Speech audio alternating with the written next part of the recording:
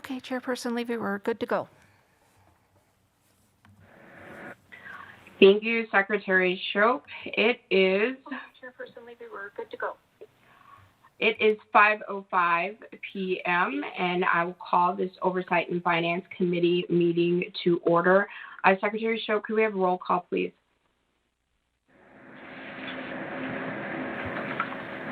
Jacobs? Here. Delgado?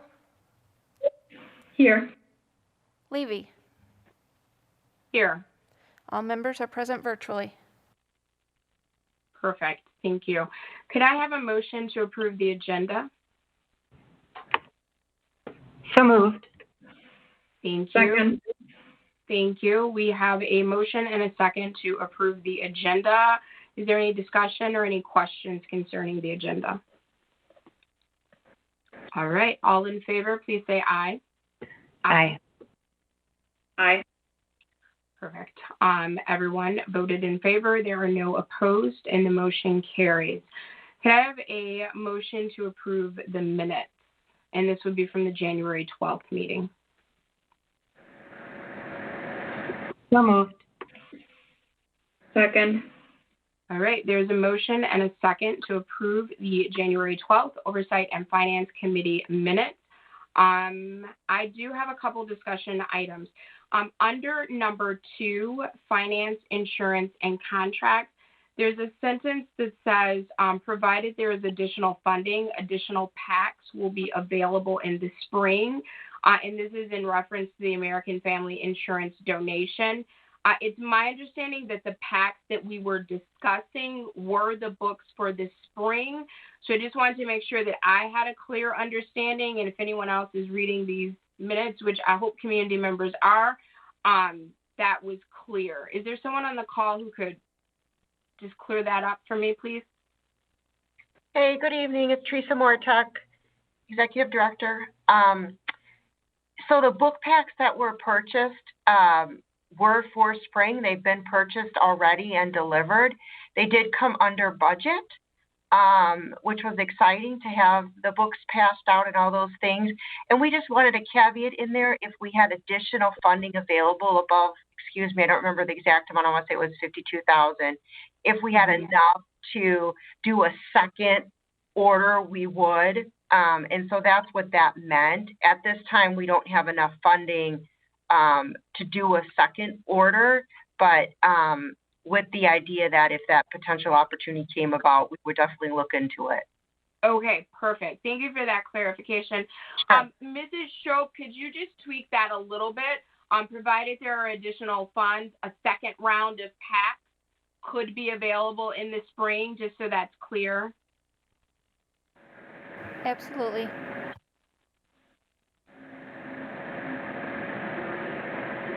I don't think I caught the response.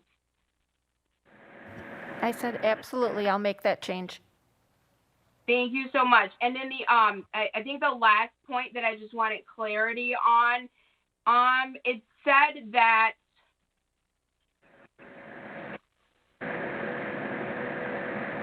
not to exceed the $52,000, the $75,000 was coming from American Family. Could we also include in the minutes that the maximum of $35,000 was being provided from the Department of Teaching, Learning, and Equity funding?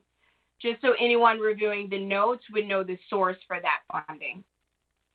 I'd be happy to add that.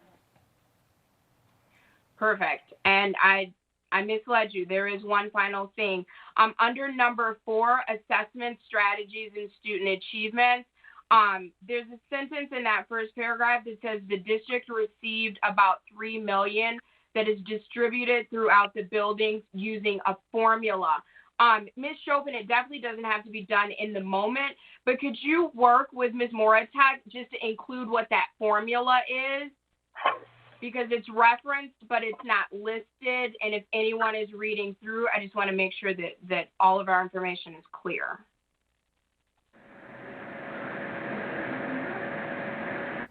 Sure. I can do that. Perfect. All right, committee members, were there any adjustments to the meetings outside of what was just discussed? Any questions, concerns before we vote for approval? I'm good. Good. Perfect. All right, all in favor of approval of the January 12th minutes with the adjustments that we just discussed, please say aye. Aye. Aye. Perfect. It sounds like there is none opposed and the motion carries. Thank you.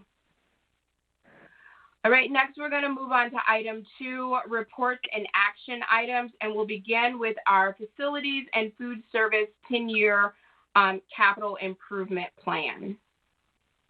So I will turn the floor over to Mr. Winters. One quick question.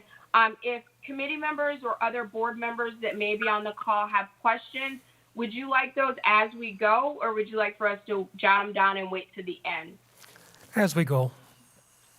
Okay, perfect. So if committee members or other board members who may be on the call, if you could just put a question mark in the chat, I will politely interrupt Mr. Winters and we'll get your questions answered.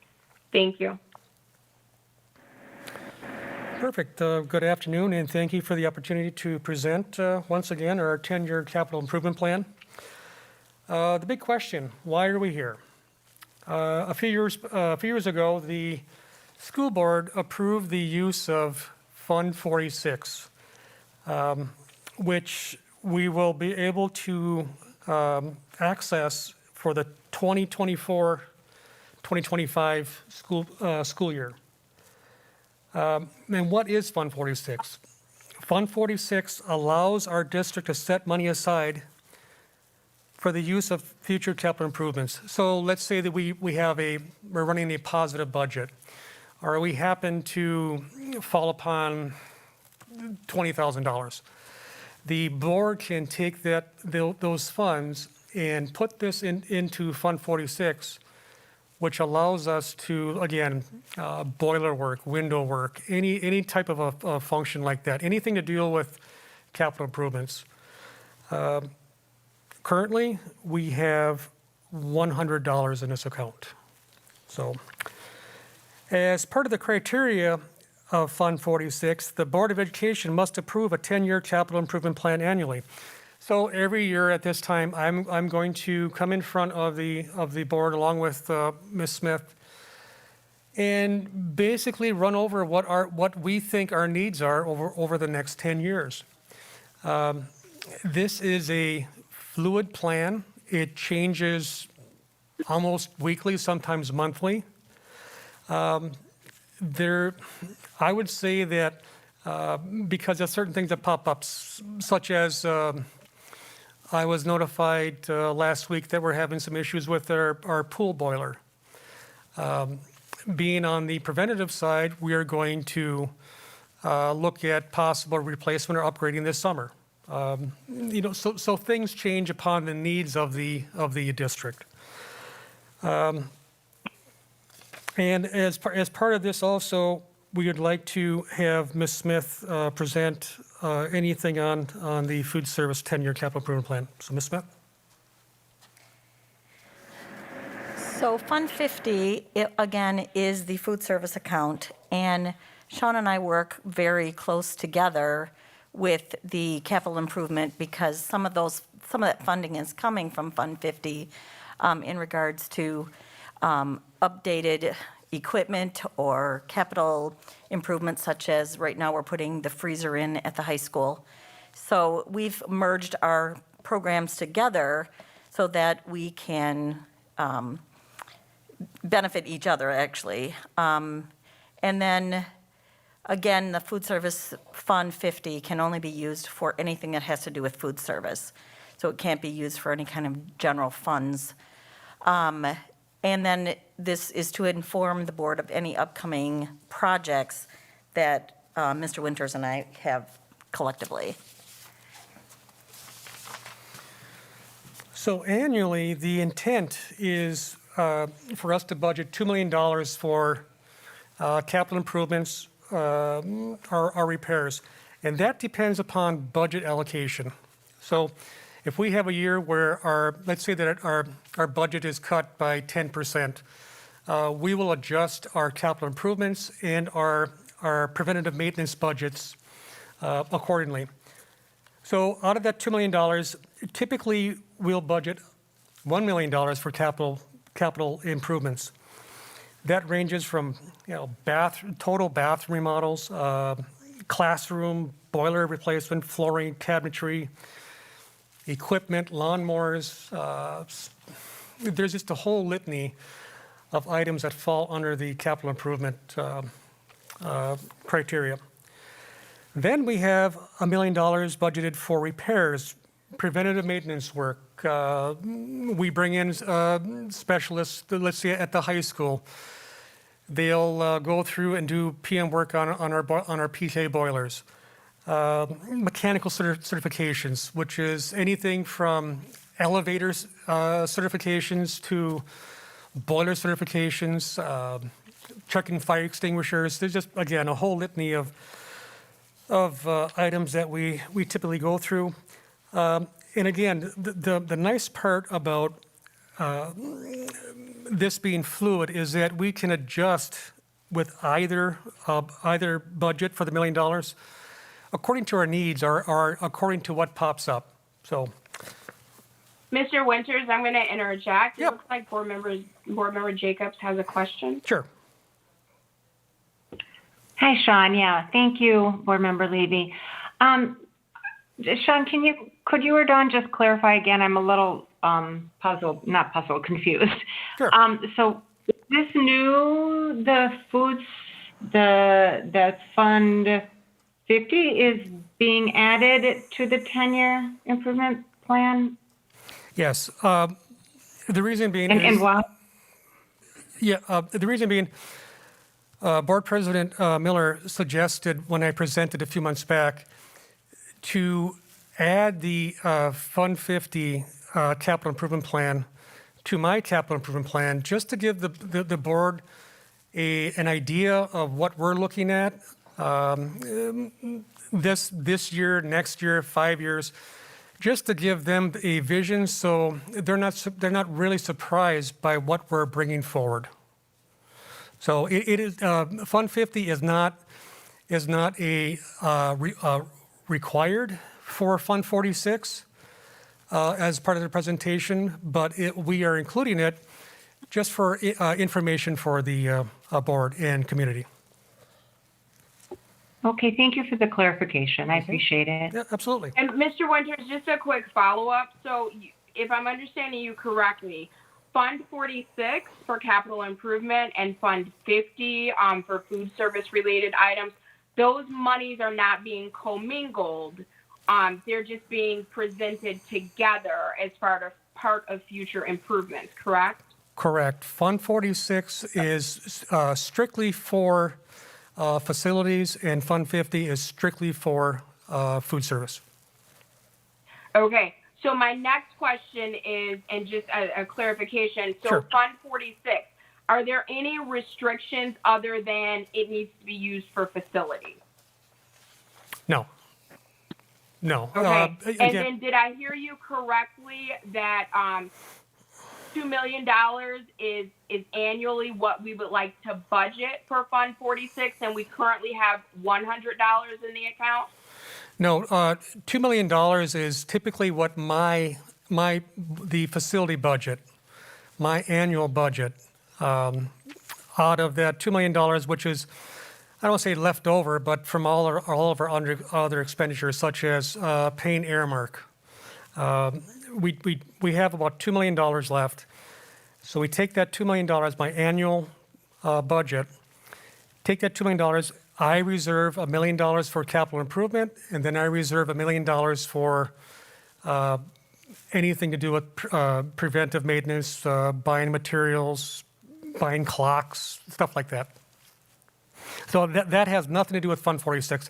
Fund 46 was set up a couple years back by the board so we could take any excess funds that we have as a district to set them aside for use of capital improvements. And currently, we do only have $100 in that account. Perfect. Thank you so much. It looks like Board Member Jacobs has another question. Sure. I do, thank you. So just for my understanding too, and the public's, so when you say food service, I automatically go to food. But it's really, are we just talking about, what are we talking about exactly? Is it everything related to food service? Is it food? Is it maintenance? Is it equipment? And I'll have Ms. Smith answer that. Thank you. Okay, so in Fund 50, there's an operating budget, and we can only keep 3 months of an operating budget in our funding. Because we, at the end of the year, usually around April, the DPI will reach out to us to tell us that we have excess fund balance, which means that we've managed our money very well.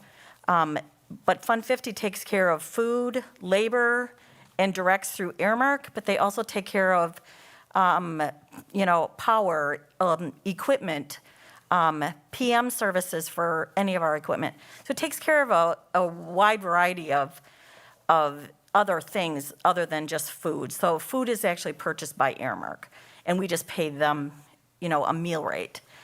So what will happen is in April, we'll most likely get a letter that says, and it's usually around $1 million.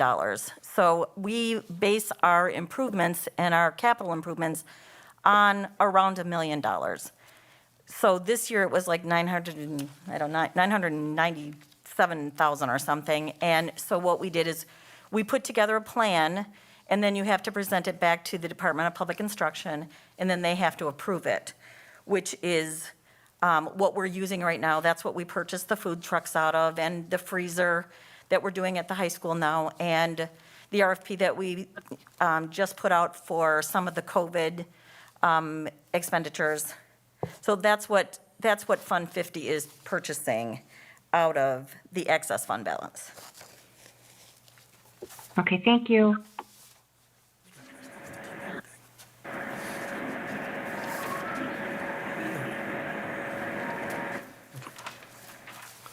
Okay, next slide, please.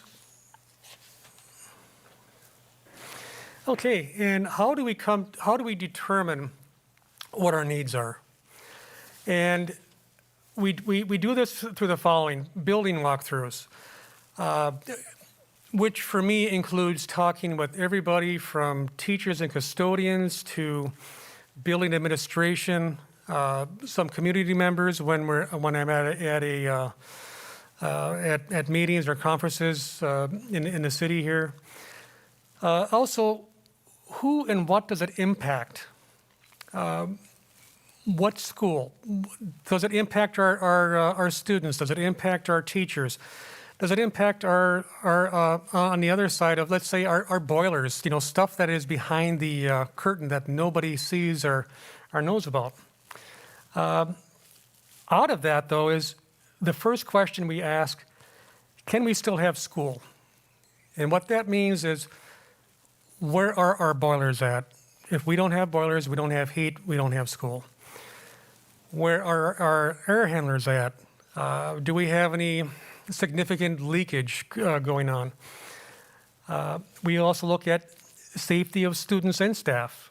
That is huge. That's everything from means of panic bars on doors being upgraded to panic buttons for secretaries. There's a whole litany of items with the safety and students of staff. And will it impact the envelope? And we refer the building envelope as anything to do with the roof, the exterior walls, or windows. Anything that keeps Mother Nature out. The environmental, how does this impact our staff? How does it impact our students in the classroom? Is it air conditioning? Is it heating? Is it lighting? Is it furniture? Many different aspects which come along with the environmental. So the next question that we ask ourselves is, will it save us money? A lot of times what happens with food service equipment is it starts to cost us more money than what it would cost for us to buy new. So a few years back, we wrote a grant for 3 combi ovens. We had those combi ovens for 10 years, and they started to cost us more than they were worth. So of course, we had to replace those. So we also have to look at reliability. We've been very fortunate in the last 8 years to have a PM service that comes in twice annually and looks at our equipment, and they tell us whether or not, we're getting the best energy efficiency out of them, and whether or not we should start looking at replacing those pieces of equipment. Then we look at what can we afford. I've been in the district a really long time, so there's my choices of equipment usually are on the higher end because they last us a lot longer and we have a lot less repairs on those. And I talk with other districts too to see what they're using. Beloit College I used a lot and got a lot of information when we did the referendum. The other thing is that if you look at the high school and the night spot and the equipment in the high school cafeteria, when we chose those, we worked with a lot of different people to design that, and we wanted it to appeal to students. And we wanted it to not only appeal to the students we already have, but we wanted to bring families in to look at what we have. And we do have a state-of-the-art cafeteria in a lot of our buildings, most of our buildings now. So not only does it save us money, but it does appeal to the community and outside or potential students and families.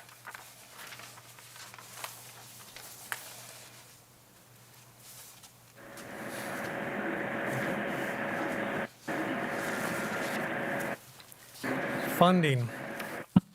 I want to piggyback just a little bit on what Ms. Smith said. Also, there are many opportunities where my department and her department work together. Great example, the capital improvement of Aldrich, when we spent $1 million with the remodeling and the addition of the cafeteria at Aldrich. Ms. Smith and I work hand in hand. We get the vision down. We work with architects, with the general contractor, and I think that if you look at Aldrich per se, that building speaks for itself of the partnership that we have evolved with facilities and food service. There are different means of funding that we can actually use to accomplish some of these tasks. The facility food service budget, well, that is the $2 million that we talked about. That is also any type of funding that Ms. Smith has. This is limited funding due to some budget constraints. So again, we tend to sometimes be a little reactionary. We are getting to the point of being able to prevent some issues popping up. Great example, let's say that we have a boiler that's coming at its end of its life expectancy. Well, we're going to change that on our terms instead of the boiler's terms. So we don't want to change the boiler in February when it blows up. We want to change that in July on our own terms when it's still working. Referendum. Well, the referendum allows us to complete a majority of the facility needs in a short time frame. Now, the referendum is something that we would look at the district as a whole. Everything, again, from roofs to boilers to windows, classrooms. There's a whole litany. Referendum is, again, that allows us to accomplish more in a shorter period of time. There's also the RLEE, which is Revenue Limited Energy Exemption, and the district has used this quite a bit in the past. Excuse me. The last 3 years, we've used a company, an ESCO called Nexus, and that was just about $11 million that we have invested into our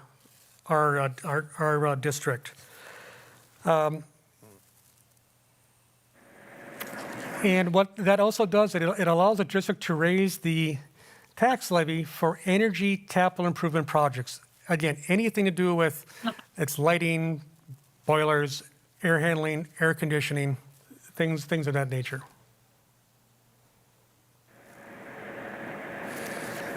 Okay. And next slide. And here is where the rubber hits the road.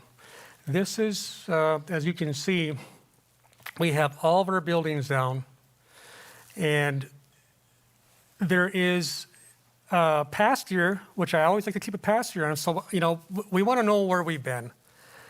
And then there's the current year, and then there's the next 10 years. Now, for this one here, I've actually done the next 11 years. Things that are in brown are completed items. Things that are in green, we could use Fund 46 or possible RLEE if it does come back. If you go all the way through this, it has everything.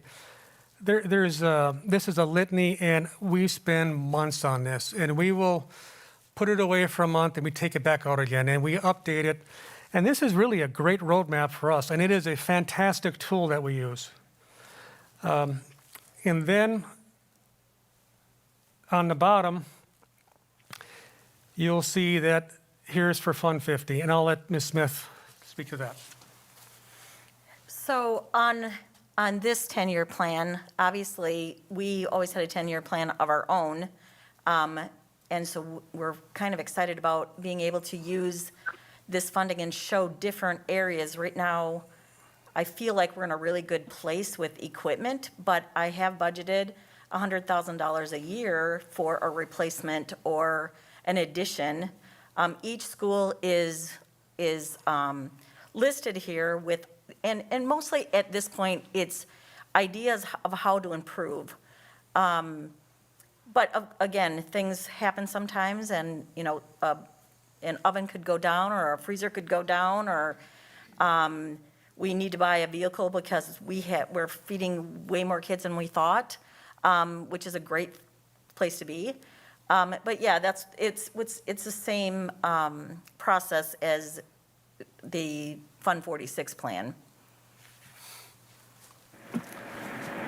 And again, the beautiful thing about this 10-year plan is that we do come before you every year to get it approved. And why is that? Again, because it is a fluid plan. It changes all the time.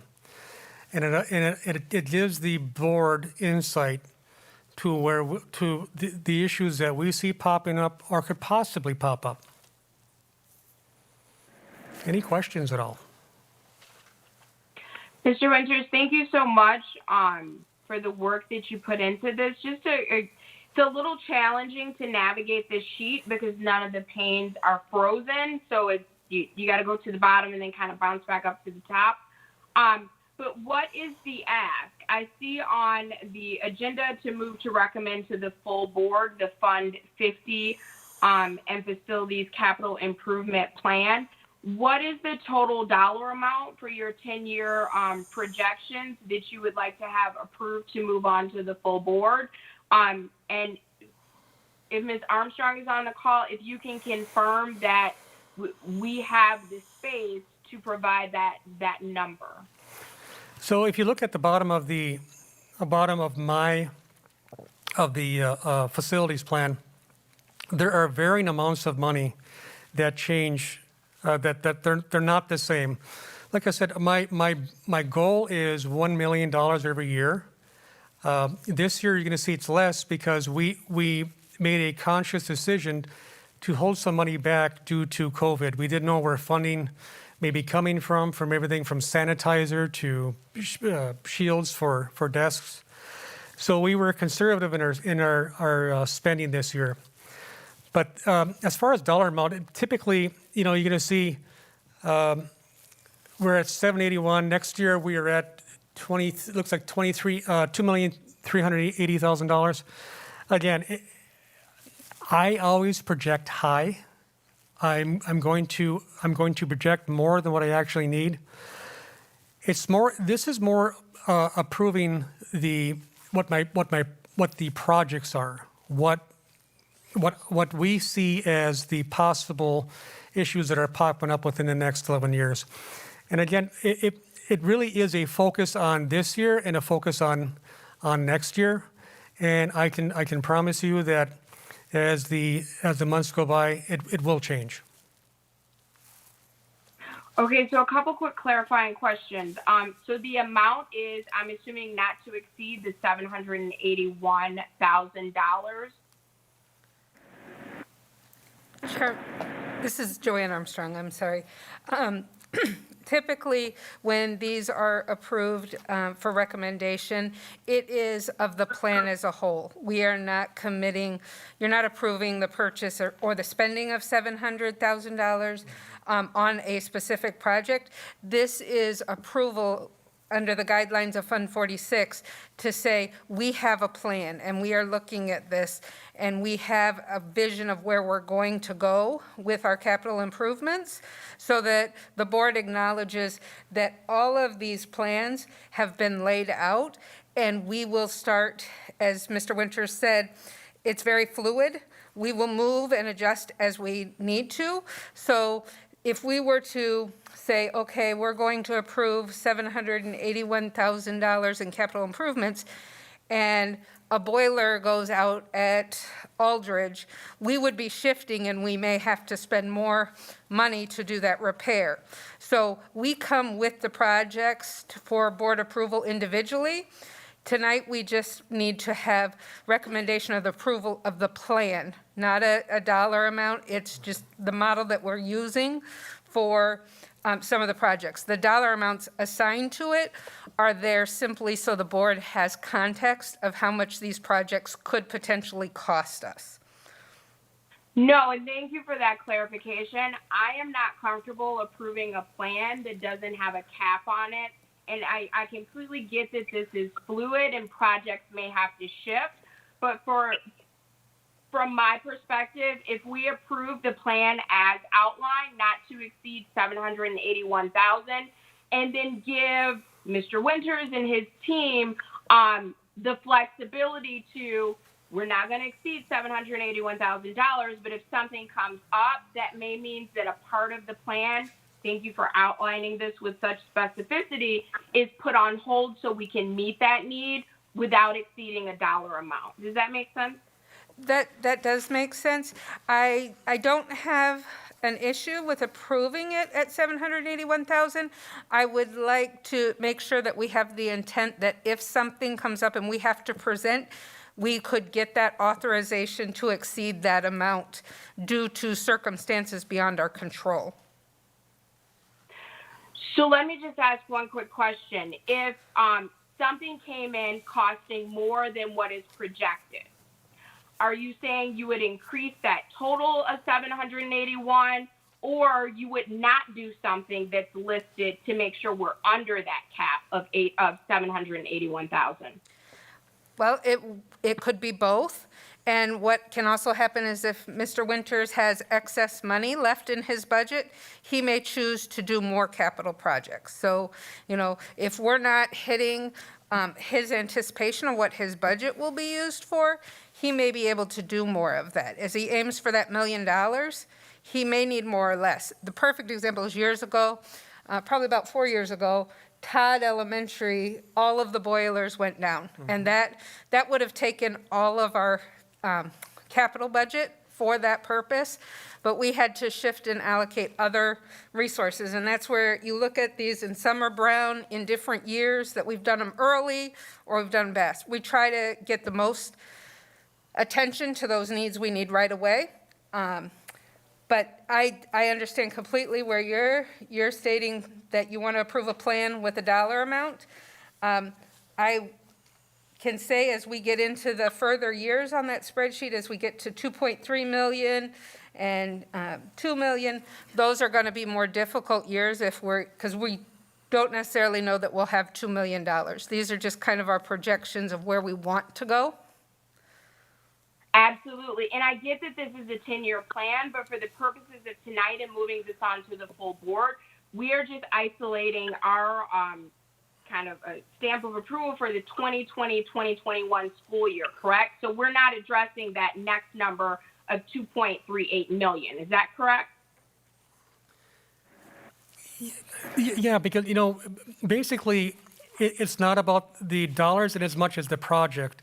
What this is doing is, in order for us to use Fund 46, the intent of having a 10-year capital improvement plan is not to tell the board, next year we're going to spend $200,000 on this and $300,000 on this.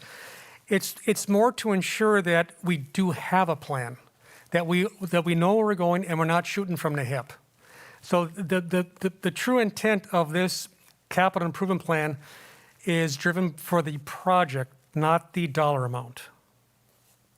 Perfect. Thank you so much for that clarification. I am most comfortable with merging the two. I think that the projects that you have listed are great. I am comfortable with moving forward with the dollar amount that you're recommending, and then being clear that you and your team have the authority within that dollar amount to rearrange projects as you see fit. I would love to hear from Board Member Jacobs, Board Member Delgado. Do you have questions? What are your thoughts on what has been presented? I do. Okay, so what I am understanding is that you're only presenting a plan that is just proposing things that are evident to you that will need either replacement or additional construction or whatever. You're really not asking for an approval from the board for specific things. It's just presenting a plan that will just state, we have a plan going for a 10-year. I mean, obviously, there's going to be other things that might come up that will be out of your control that will probably need to put into that plan when those things come up. So you're not asking for approval on a dollar amount. You're just asking for approval or just consent that a plan has been presented. But that plan, it's subject to change at any time, right? It's like a running plan. You are 100% correct. Yes, Okay. And I would ask the committee to just keep in mind that for all these projects, I will be coming to you individually for individual approval. This is not just a blanket, yep, go ahead and do this, go ahead and do this. This is, I will come to you, let's say right now, if you look on there, there is for a purchase of a lawnmower for $115,000. I will come to you for approval for that item. So any item on here that you'll see that is over the $25,000 threshold, I will come to you for approval for each individual item. So this is not a, Okay. this is just the approval of the plan. Okay, so when you present the items, like the actual items as they come forward, you're going to bring with you probably like price, I can't find the word for it, but just like different options as far as pricing goes. Yes. Typically, anything over $25,000, we'll put an RFP out, a request for a proposal, which we will look at, and then we would submit out of all of those responses from the different companies or different suppliers, we would submit to the board our recommendation of who to approve for the purchase. Thank you. Thank you for that clarification. I do feel comfortable approving a plan or passing it for a full board approval without an actual amount, only because it's just a projection. It's a plan. It's not necessarily asking for any amount to be approved. It's asking for approval of a plan to get any repairs or anything that needs to be done in the next, like, projection of the next 10 years. At least that's my understanding. You are correct. Board Member Jacobs, is there anything you'd like to add? No, thank you. And Board Member Delgado, thank you for that clarification. And thank you to the presenters. It's a lot, but I think I'm getting it. Thanks. Pretty girthy.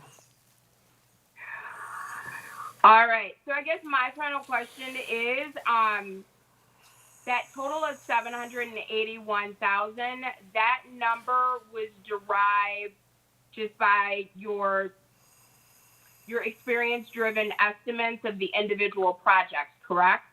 Yes. Okay. All right. So I am looking for a motion to move this on to the full board.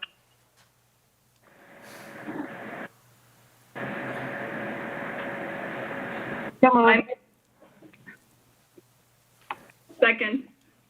Okay. That request is kind of vague. I'm assuming you would like to use the language that's included in the minutes, and I would like to do a friendly amendment before recognizing the second. I think there's a reason that $781,000 is included, and I would like to include not to exceed that amount.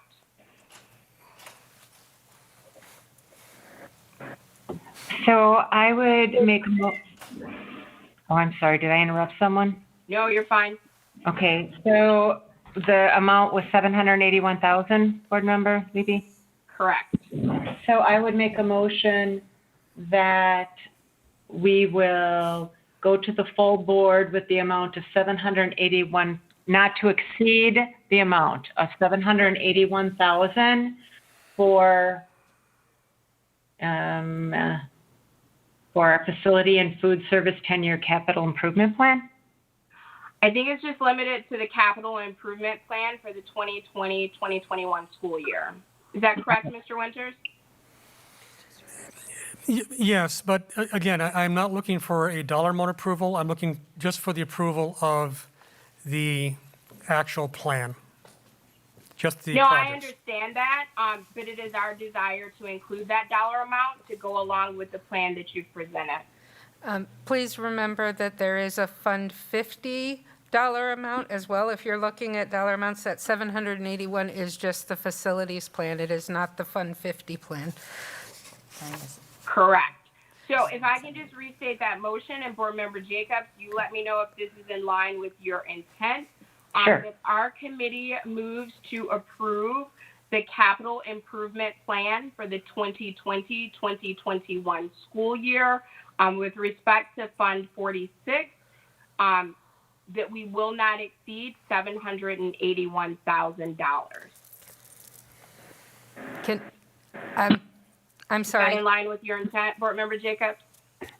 Yeah, I believe so, but can I think, is that you, Mrs. Armstrong? Yes, it is. I don't Yes, ma'am. want to have it in the motion for Fund 46 because Fund 46 is not available till the 2023-24 school year, and there's only $100. These capital improvement plan are coming out of Fund 10 for this year. And Fund Okay, 50. thank you so much for that clarification. Secretary Shope, could you remove Fund 46 and insert Fund 10, please?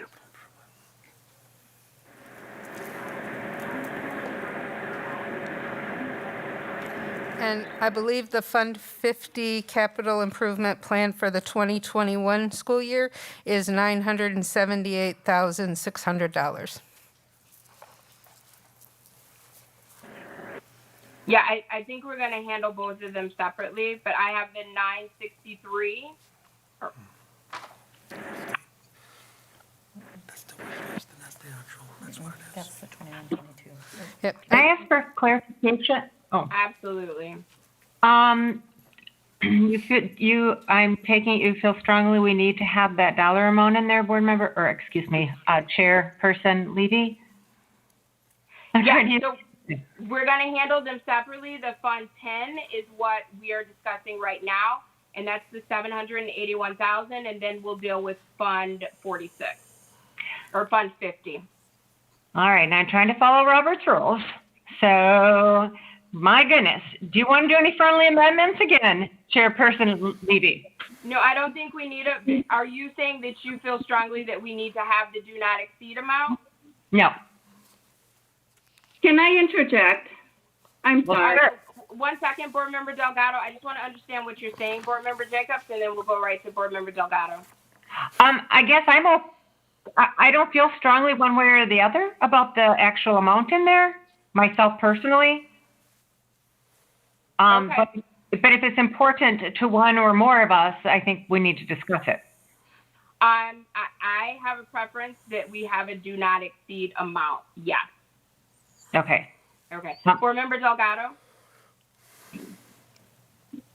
I don't think that that's what their presentation was asking for. I think we're going into a different route. This is not what the presentation was asking for. So I don't know. I just don't feel comfortable with that. Yeah, if I may say something, we again, we are looking for the approval of just the plan, not a dollar amount. You will approve the dollar amount as we bring the individual projects to you for approval.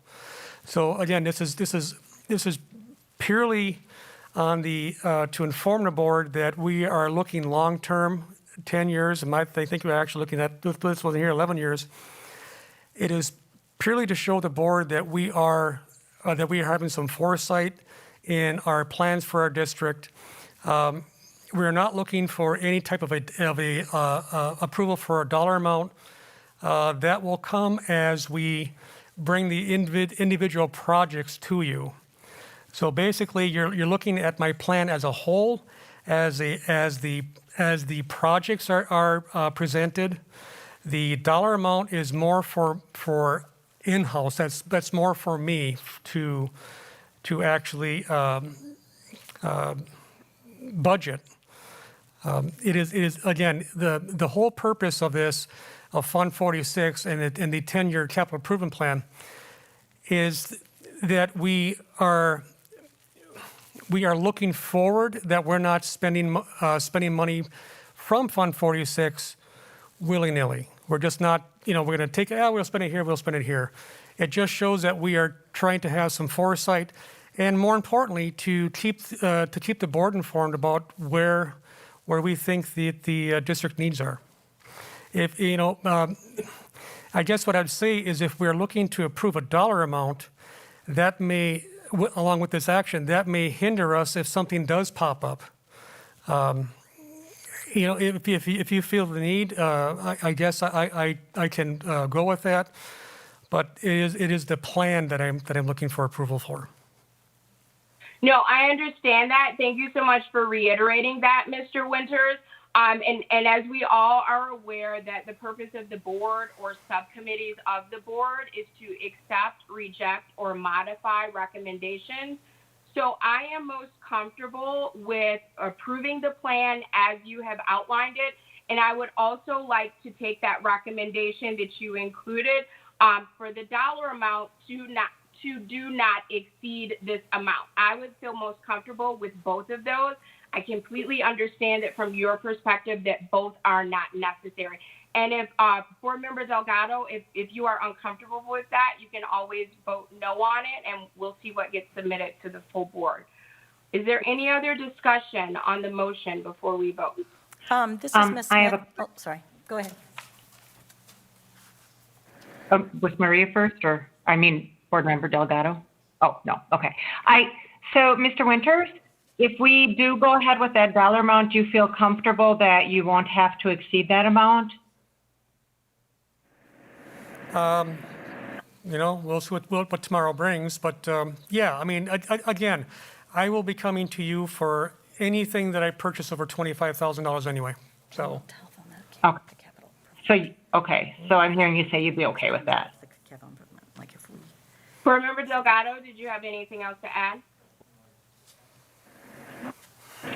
I do not. Okay. All right. So, Secretary Shope, could you please read back the motion? Yes, the motion I have is move to recommend to the full Board of Education approval of the Facilities Capital Improvement Plan for the 2021 school year from Fund 10, not to exceed $781,000. Thank you so much. Is there any other discussion? I don't want to end too quickly. All right, hearing none, all in favor, please say aye. Aye. Nay. Board Member Jacobs, was that an aye or a nay? I think Board Member Delgado voted nay. Yeah, I said aye. Okay, perfect. All right, there is 2 ayes. I didn't call for nay, but we do have 1 nay, so this motion will pass to the full board. All right, now we need to address the same issue, but for Fund 50. Is there a similar motion for Fund 50? And the dollar amount there, please jump in and correct me if I am misreading this, but it looks like $978,600.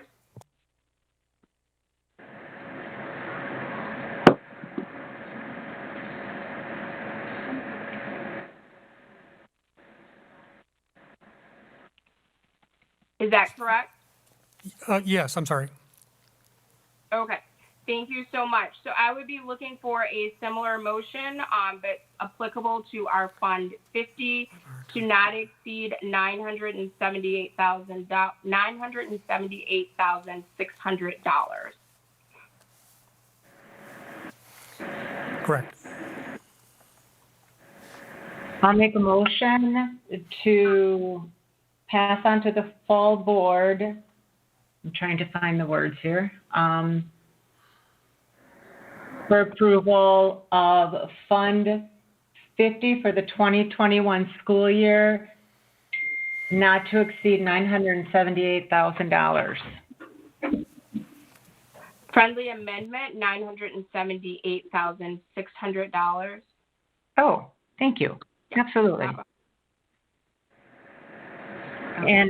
And board, or excuse me, Chairperson Levy, I just received a text and I know that you were busy running the meeting. Did you get it? I did. Okay. Yep. All right, so I will second. Board Member Delgado has had to step away from the meeting for a little bit. So I will second that motion. Is there any discussion? All right, all in favor, please say aye. Aye. Any opposed? Oh, aye. And there is no opposed. That motion passes unanimously. Okay. Ms. Armstrong, Mr. Winters, thank you so much for putting all this together. Please send our thanks to the rest of your team because I'm sure that this was a joint effort. We really appreciate this. Okay, we will move on to budget revisions. So, Ms. LaPointe, the floor is yours.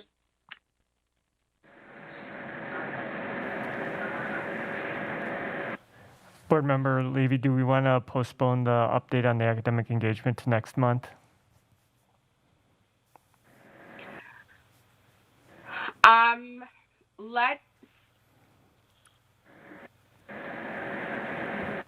Let's do this because we are approaching 6 o'clock. Let's go ahead.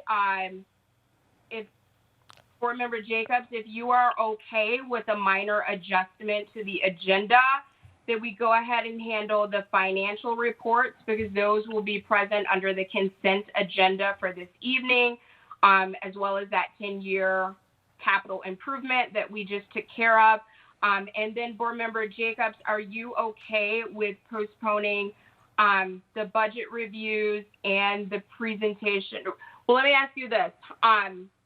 Superintendent Kieser, do we need to get through that audit report this evening, or could that be postponed until our March meeting?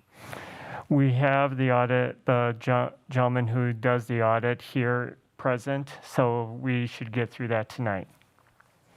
Perfect. Okay. So Board Member Jacobs, are you okay with us completing the financial reports for December 2020, as well as the presentation of the 2019-2020 audit, and then postponing the budget revisions, as well as Dr. Kieser's presentation on a follow-up to his October academic engagement until our March meeting? Yes, that would be fine. Thank you. Excuse me, Perfect. can I say one thing? This is Mrs. Armstrong, I apologize. No, you're fine. If the committee is agreeable, we are fine to postpone the financial reports and the budget and just go forward with the audit. Those other two can be presented at our next committee meeting without an issue unless you feel strongly you want those presented tonight. No, that's fine. When we get into the regular board member, I will just ask Board President Miller to pull them from the consent agenda. Okay, thank you. No problem. Thank you for that recommendation. Okay, thank you everyone for being flexible. It is appreciated. We are going to move on with our last item on the agenda for this evening. Just for clarification, everything else listed will be postponed for our March meeting. And we will proceed with the presentation of the 2019-2020 audit report. Thank you, Chairwoman Levy. I apologize. I am happy to introduce Director Wendy Lapointe from our Finance Department and our auditor from Clifton Larson. And that is Dave Macau. He'll be presenting the results of our 1920 financial reports. Good evening. This is Wendy Lapointe. This year's audit was a unique process. COVID presented many challenges, but through the extraordinary efforts of our finance team, we were able to provide the documents and necessary data to our auditor electronically and oftentimes meet virtually. So I'm happy to report that there were no findings, and I will let Dave Macau present the details. Thank you very much. Like Wendy indicated, the audit with COVID was a little bit of a challenge from a standpoint of getting all the information, and certainly do appreciate the staff here at the district for everything they did to get the audit completed.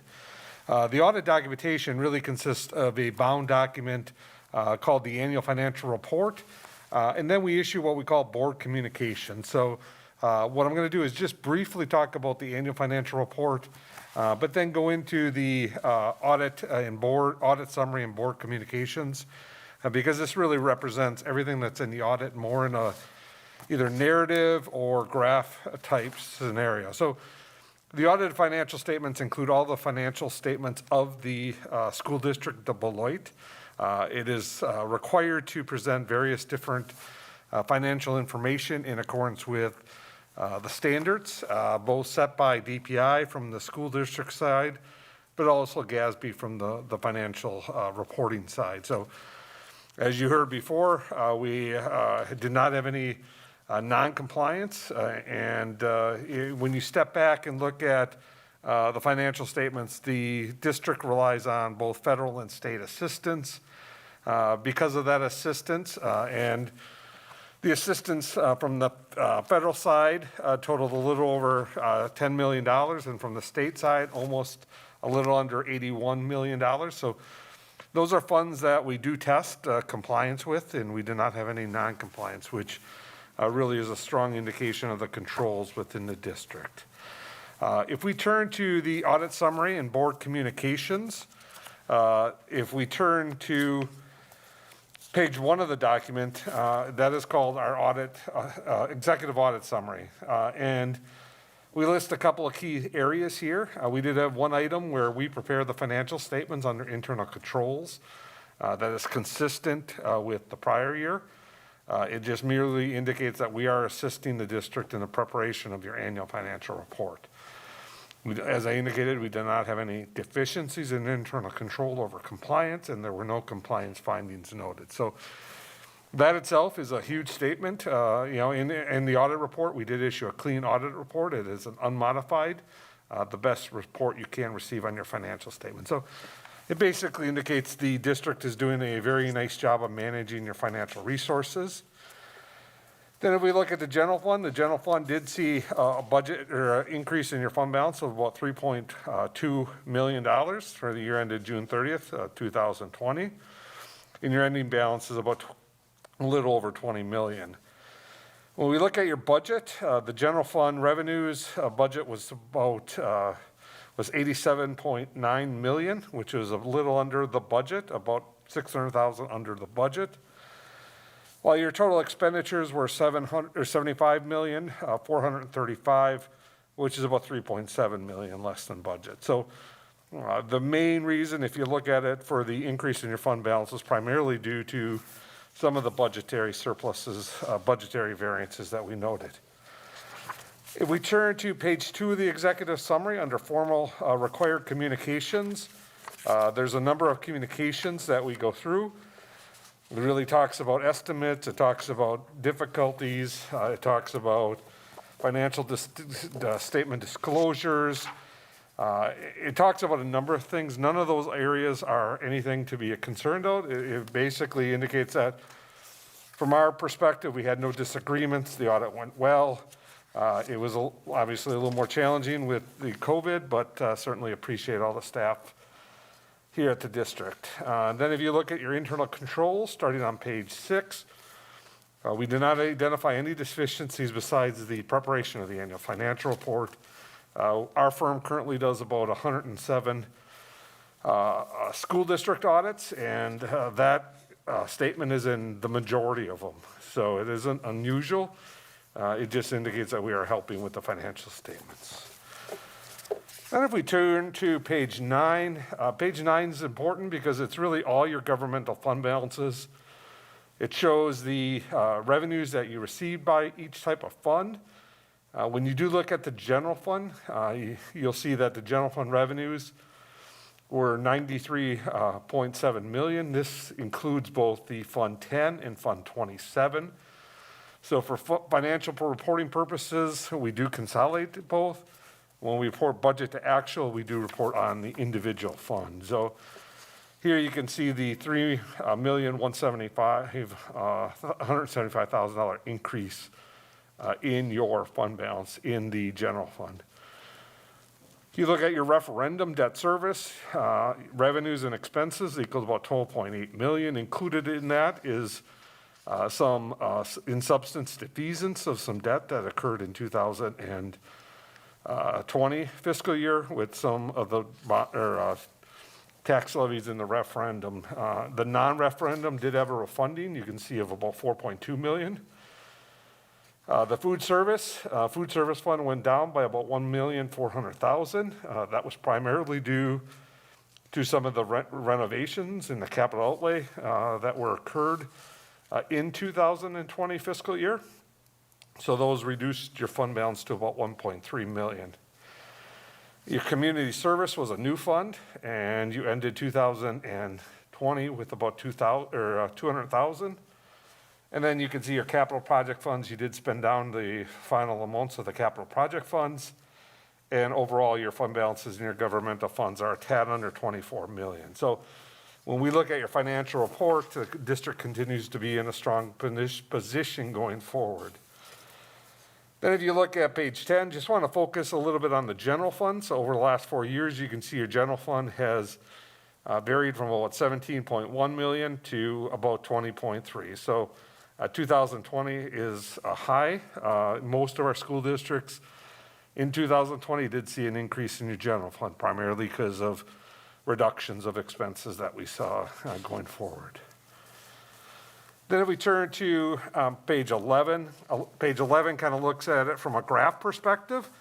The majority of your fund balance in the general fund is unassigned, which means that the district does control that fund balance. So it means that you have some latitude over how you spend it, or if you wanted to commit some of those fund balances going forward. So as you can see, it's been relatively consistent, but the consistency is important as you maintain a strong general fund balance going forward.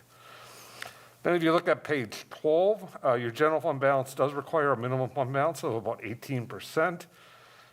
You can see down on the graph where you were from a unassigned and total fund balance. So both are above that component and have been above that component since 2017. So you continue to maintain a fund balance that's in excess of your minimum fund balance policy, which is really indicating that you're managing your resources appropriately going forward. Any questions on any of those slides before we go to the next couple slides? I don't have questions thus far. In a second, I'll check in with Board Member Jacobs. But I am sure that you will agree that this is a lot to take in. Will you, even after the conclusion of this, be available to Ms. Armstrong or board members in case we have questions for clarification? Yes, yes, sir. That would, anything, certainly would be available to explain anything that you would have, any questions you may have. Perfect. Board Member Jacobs, do you have any specific questions before we move forward? No, but thank you for checking in. Yes, I do agree, though. It is a lot. Thank you. All right, sounds good. Please continue. Okay, so then if we go to page 13 is really designed to kind of give you a graph of, first, your revenues, where the majority of your revenues are coming from. So as we talked about when we talked in the financial report, the majority of revenues do come from state sources, part of the aid formula. So you're getting about 86% of your general fund revenues comes from the state of Wisconsin. 7% it came from federal sources, and 3% came from property taxes, and 2% local. So once again, majority comes from the state sources. On the bottom, how you spend your funds, 51% of the expenditures are instruction-based. The rest are support services and business services or debt service going forward. Then if you look at page 14, 14 kind of shows your food service fund. As you heard before, your food service fund has had amounts in excess of the operating amount. So you've been spending down, and you spend down in 2020 using some of the, using some of the renovation dollars to enhance some of the facilities. So the fact that you're able to use food service funds for enhancing some of your facilities is really a reflection of the strong food service program. A lot of districts, within their food service program don't have surpluses to do a lot of the renovation costs, but based on how your food service and the fund balance certainly, continued to be in a strong position and allowed you to do the renovations. On page 15, the OPEB plan, the district did close their OPEB plan. They have funds in Fund 73, with the OPEB trust. Because it's nearing the end of the expected payouts, you currently have more assets. You're in an asset position as you have more assets in Fund 73 than the projected actuarial liability going forward. So it means that as the plan winds down, we would expect you to have a surplus in the plan, and DPI will allow you to bring that surplus back once the plan is fully closed out. So it's just an indication that you are in a surplus there in that plan. And then starting on page 16 is just technical updates on new standards that will be effective for the district going forward. So if I just kind of conclude, certainly from an audit perspective, the district continues to be in a strong position. And we do certainly appreciate all the support we received from the district staff in completing your audit in the current year. So with that, I'll entertain any questions. And as I indicated before, certainly if anyone on the board has any questions, I'd be more than happy to answer those at a later date too. Any questions? Thank you so much for that. I appreciate that extended offer for clarification, et cetera. I don't have any additional questions at this time. Board Member Jacobs, I just wanted to check in with you once more. Do you have any questions on the audit presentation? No, thank you. My head is just swimming with numbers, but thank you. And thank you for that presentation. Okay. Yeah, absolutely. And then Ms. Armstrong, just a question to you. Are you comfortable with the findings of the audit and what has been provided for us this evening? Sorry, I would walk up to the podium. So, yes, I am confident. Of course, we would love to have the opportunity to have no findings on our reports, but as they stated, it is very common that just through manpower and bandwidth of employees, we do not have the time or the capacity to prepare our own financial statements. I also do enjoy the ability to have that external auditor come in and really dig through our financials and make sure our controls are in place. So I am confident with the presentation of the audit as is. And I Thank would you like so to much. thank my staff and Ms. Lapointe primarily for taking lead on that audit, and her staff has been amazing through that process. Trying to conduct an audit that usually is 5 days in-house with the auditors here, completely virtual, was a significant change in our processing when you're talking about hundreds of pages of documents. So I commend them for their work, and I would ask that the board recognize that work as well. Absolutely. To Ms. Armstrong, to Ms. LaPointe, to everyone on the team that has not been mentioned individually, thank you so much for the attention to detail, for the work that I'm sure you did to provide information to the external auditor. I appreciate that. And Ms. Armstrong, thank you again for confirming that you are comfortable with the findings from the report tonight. Board Member Jacobs, would you move to recommend the approval of the 2019-2020 final audit report to the full board? I would move the final, you have to forgive me, I'm jumping between screens, getting ready for the next meeting. I would move approval of the 2020-2021. No, 2019, 2020. Sorry, 2019. Sorry, guys. I do apologize. I flipped ahead. I'll admit it. I flipped ahead. You're fine.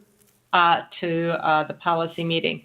I do move to the full board approval of the 2019-2020 audit. Okay. Thank you so much, and I will second. Is there any discussion on this motion? All right. All in favor, please say aye. Aye. So this passes unanimously. Thank you so much for being flexible with the schedule, everyone involved. In the interest of time, we are going to postpone remaining items until our March 9th Oversight and Finance Committee meeting. If all minds are clear, we've just stated our next date. Is there a motion for adjournment? I move to adjourn. Perfect. I second. And all in favor, please say aye. Aye. Aye. All right. Meeting adjourned. Thank you, everyone. Thank you.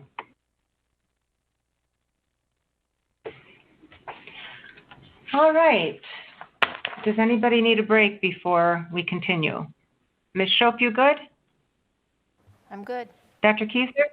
Okay. I'm good. I see Member Wong is here. So I'm going to call the Policy and Personnel meeting to order. It is 6:17 p.m. Ms. Shope, may I have roll call, please? Yes. Jacobs? Present? Wong? Present. Levy? I'm here. All members are present virtually. Okay, I think, I'm Wong sorry. is present in the boardroom, sorry. Okay, thank you. Before we have approval of the agenda, I'm just looking at the time and it is 6:18. And we definitely need to get through the employment recs because that's going to the full board tonight. Is anyone interested in making any type of a motion for possibly getting as far as we can go until 7? I'm not sure we're going to get through everything. What if we I move we adjust the order of the agenda so we begin after the approval of the minutes with item 3, and then we proceed to item 2 and get as far as we can, not to make us late for our next meeting and postpone until our next Policy and Personnel Committee any unfinished business. Thank you. And Board Member Levy, was that a motion? I was having difficulty hearing. Yes. Thank you. I'll second All right, that. we have a motion. We have a motion and a second to begin with personnel items number 3 on our agenda, and then go to number 2 and get through as many as we can so that we can be prompt for our 7 o'clock meeting. Okay, any questions or discussion? All those in favor, please say aye. Aye. Aye. Aye. All opposed? All right, the approval of the agenda has passed. May I have approval of the January 26, 2021 meeting minutes? So moved. Second. All right, we have a motion and a second for the approval of the January 26, 2021 minutes. Any questions or discussions? Hearing none, all in favor of approving the January 26, 2021 minutes, please say aye. Aye.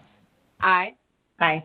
All opposed? All right, the motion of the minutes passes. And we will go on to number 3, personnel items. And we have our February 9th, 2021 employment recs, Exhibit A and B.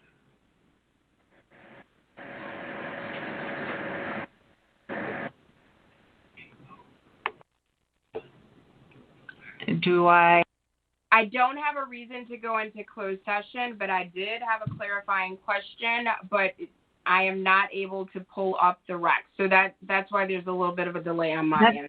That's okay. We'll wait for you, Board Member Levy. Just let us know when you're ready. In the meantime, Board Member Wong, did you have anything? No, I'm good. Okay, we'll just wait for Board Member Levy.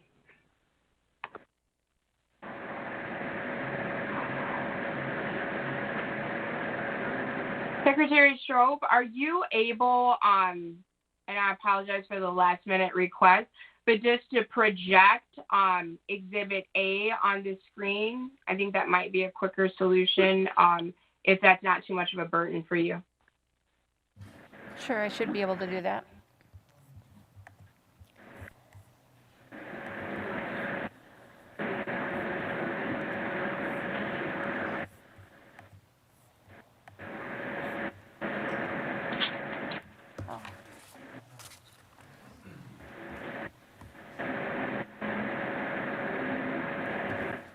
Are you?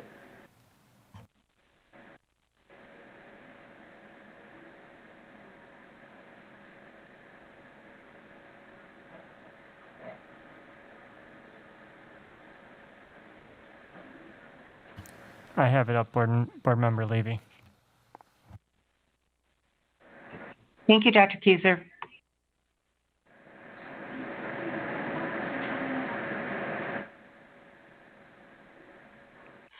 I just had one question. With the sub-administrator, the amount that's listed there, that's in addition to the current pay. It just threw me off when it said that it's 15% of the teacher day rate. That is correct. That's an additional per day rate for taking on those extra duties. Okay, perfect. I just wanted to clarify that. That just seemed a little, so that person would be, their only responsibility is to be a sub-assistant principal, kind of like a building sub, but they are a sub for the assistant principals. Is that accurate? That is accurate. We have an assistant principal who's out on leave, and so this individual is filling in while the assistant principal is out on leave. Perfect. So, and I'm sure this is probably obvious, just not instantly obvious to me. It's a $34.57 per day. That doesn't seem accurate.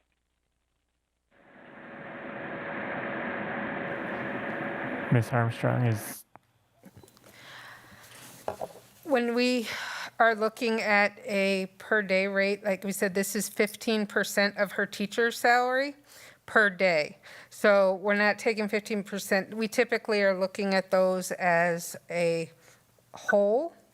I will double check those calculations and make sure that that is not reflective. I can come back before the approval at the board meeting and confirm that that amount is a daily increase rate for her.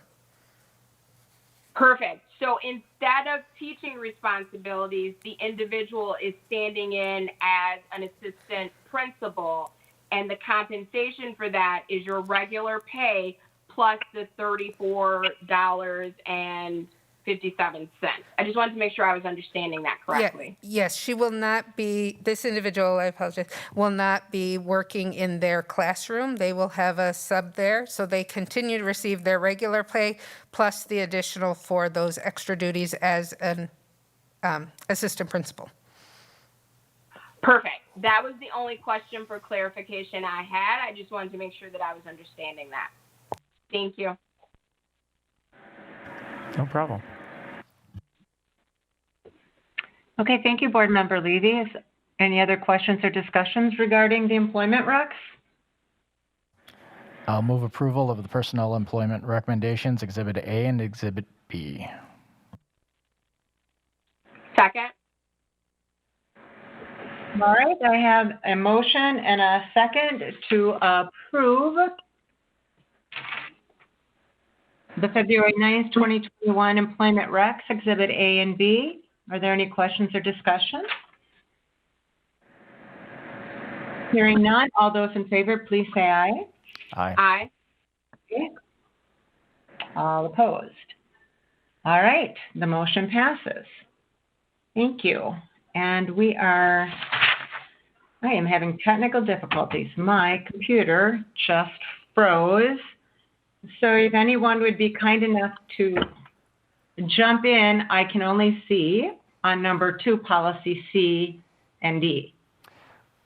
We are up to 2A, policy 723.41, rule 1, school opening, reopening procedures. And this is, sorry. No, go ahead. Thank you, Dr. Kieser. Please continue. No problem. So this was a rule that had been drafted when the discussion was occurring subsequently with policy 723.41, which was attached to this item for reference. When the new policy was adopted, I made a recommendation that this rule need not be needed anymore. Apologize for the wording on that. But there was discussion that perhaps there would be a need for this. Eventually, we brought it back here to committee for that discussion.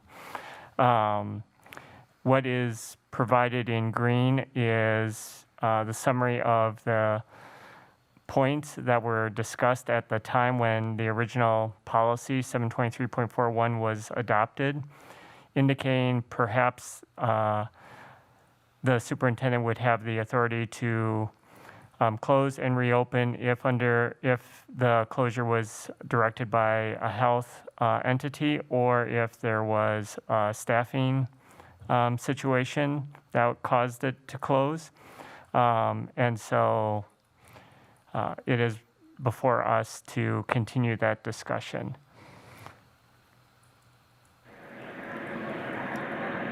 Thank you, Dr. Kieser. Would anyone like to jump in with any comments?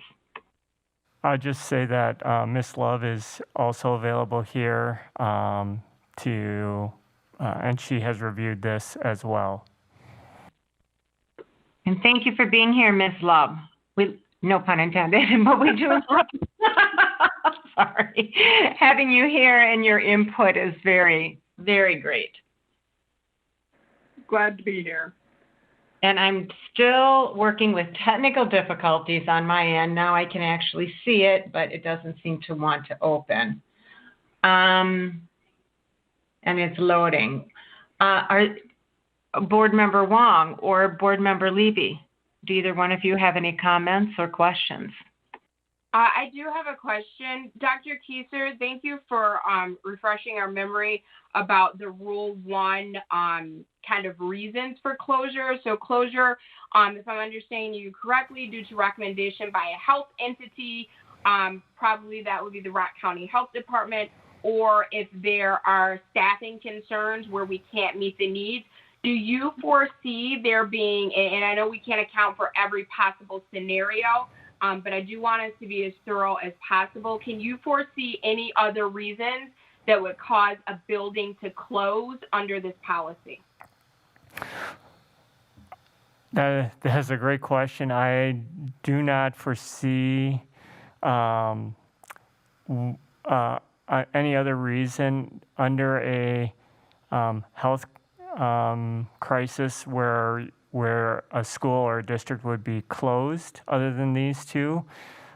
In part, personally, I feel that this just reiterates what would be included in a plan that's outlined in the policy, which is why I made the initial suggestion that this rule may not necessarily be needed.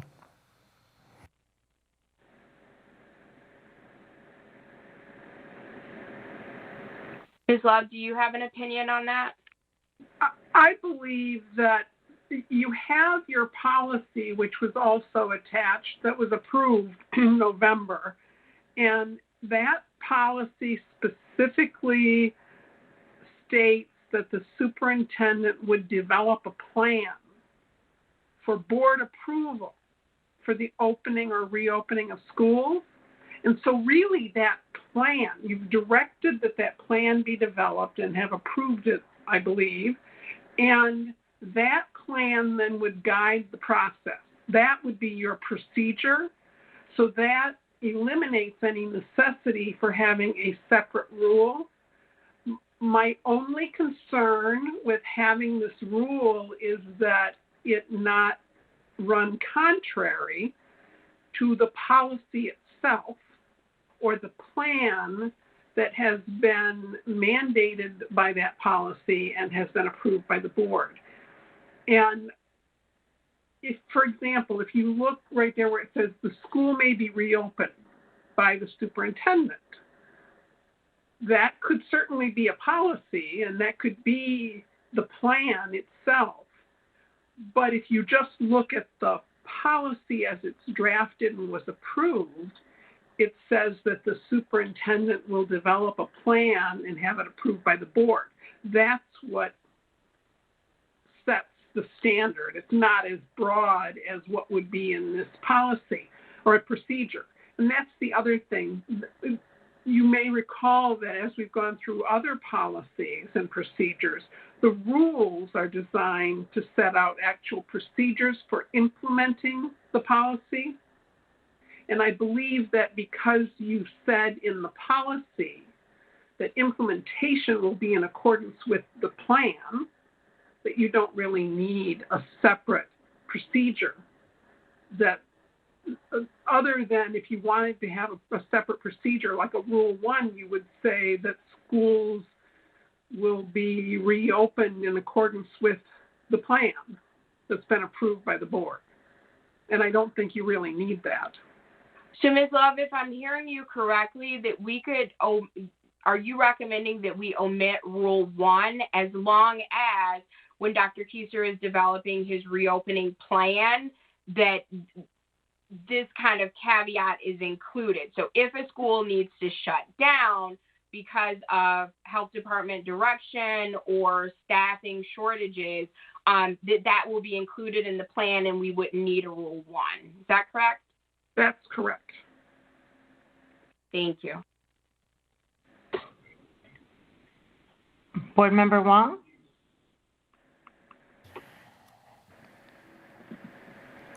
Yeah, I guess with that consideration, I mean, with the closure portion of it, I think that, I mean, I don't want to be repetitive and have, I guess, rules out there that are not really going to apply to anything. I mean, this one does direct it towards if the closure has been directed. So I guess I don't see any, I don't know, I guess I would defer to Attorney Love to determine, I mean, it's not redundant. I mean, I'm not getting that impression because it's, I don't know what you well, it would be redundant because the those references to the closures would be in your the plan. And the policy, if you look at 723.41, which was attached, addresses, I mean, it's specific to public health crises. And so those, as long as those things that are in the rule match up with the plan, then there's no need for the rule.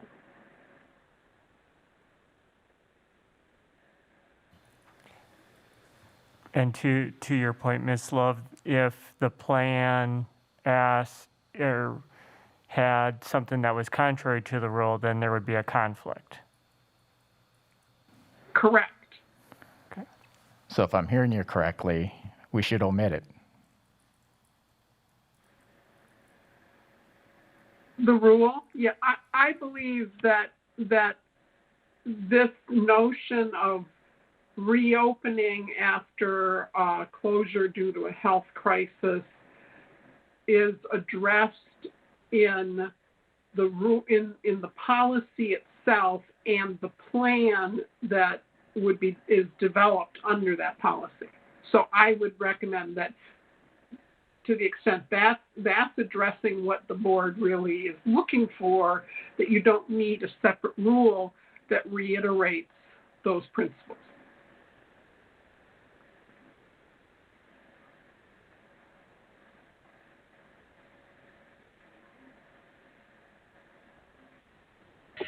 Board Member Levy?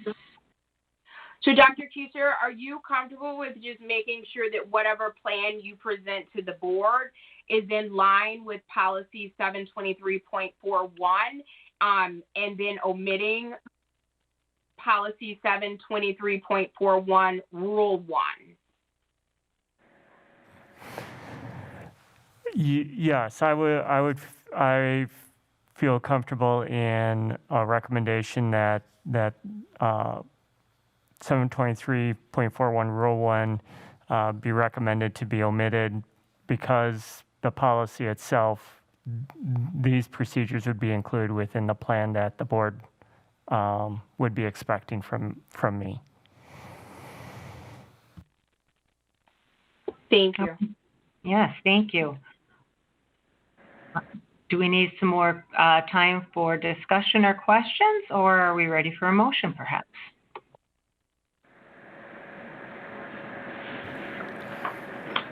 I'll move to recommend to the full Board of Education the omission of policy 723.41 Rule 1.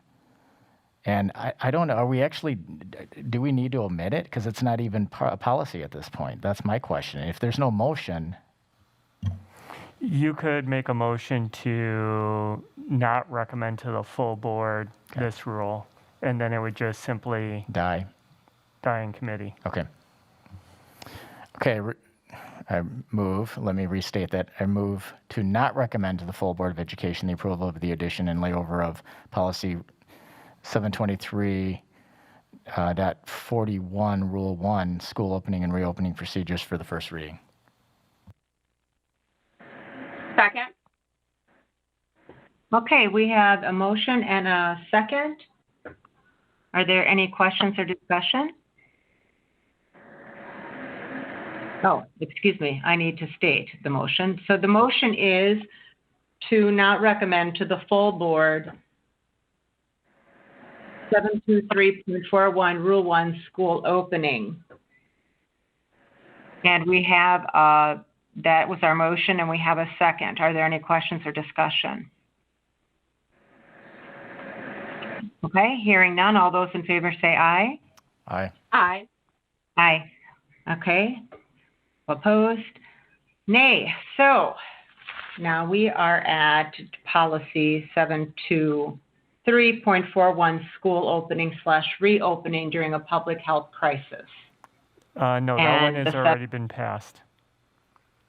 We are. I'm so sorry, Dr. Yes, we're at 522.31 supervisory nepotism. Okay, thank you.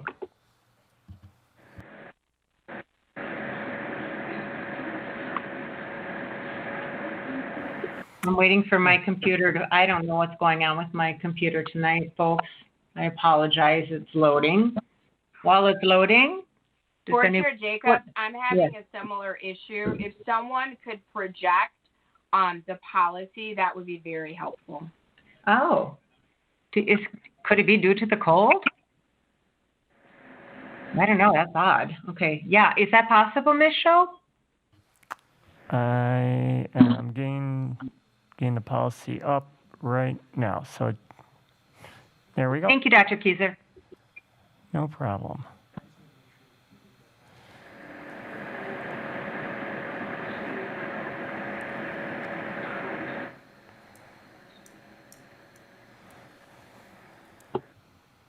All right, and Attorney Love is in green, stated that this policy should be duplicated in the employee handbook. And she's also added on in green. Thank you. Some different wording.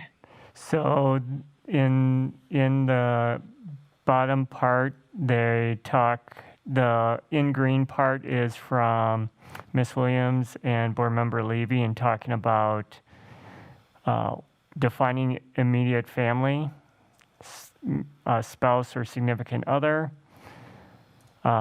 inclusion of uncle, aunt, nephew, niece, first cousins, and the inclusion of in-laws, mother-in-law, father-in-law, brother-in-law, sister-in-law.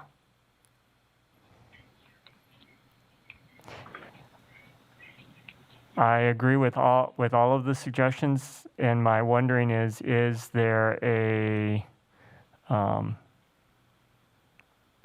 more succinct way of doing it, or is it just simply listing them all out? Dr. Keyser, could you repeat that last part of what you said? Is it? I agree with all of the suggestions in the paragraph, and just my wondering is there a more succinct way of encapsulating all of it, or is it just easier to list them all out? I personally don't have a preference either way, board members or Attorney Love. I think that to avoid any confusion, that it's best to list those that you're considering. It's hard to encapsulate all of them with one generic term, I have found. This comes up more when you're dealing with like funeral leave. And do you spell out everyone? Do you say, you can't really say close family because what does that mean? So I think you would want to list all of the ones that you are considering immediate family. And then if I could make one other recommendation, and that is that significant other is not really defined. And I'm not sure what, I mean, if you think of significant other, some people will say that's a dating relationship. And, or is it someone who lives in your household, someone who you support financially? I just point out that that's not defined in this policy, and you may want to look at a more specific statement of what that is, or recognize that that could bring challenges as to someone saying, well, why did you let Sally's boyfriend work in her department, or something along those lines.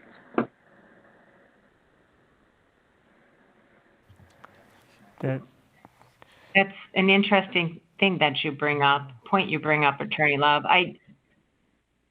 To me personally, of course, it's pretty self-explanatory. I mean, significant other, life partner. I'm not sure how you would phrase that any differently. Does anyone else have any feelings about it? And Board Member Wong, I can't see you, so just jump in. I can see Board Member Levy.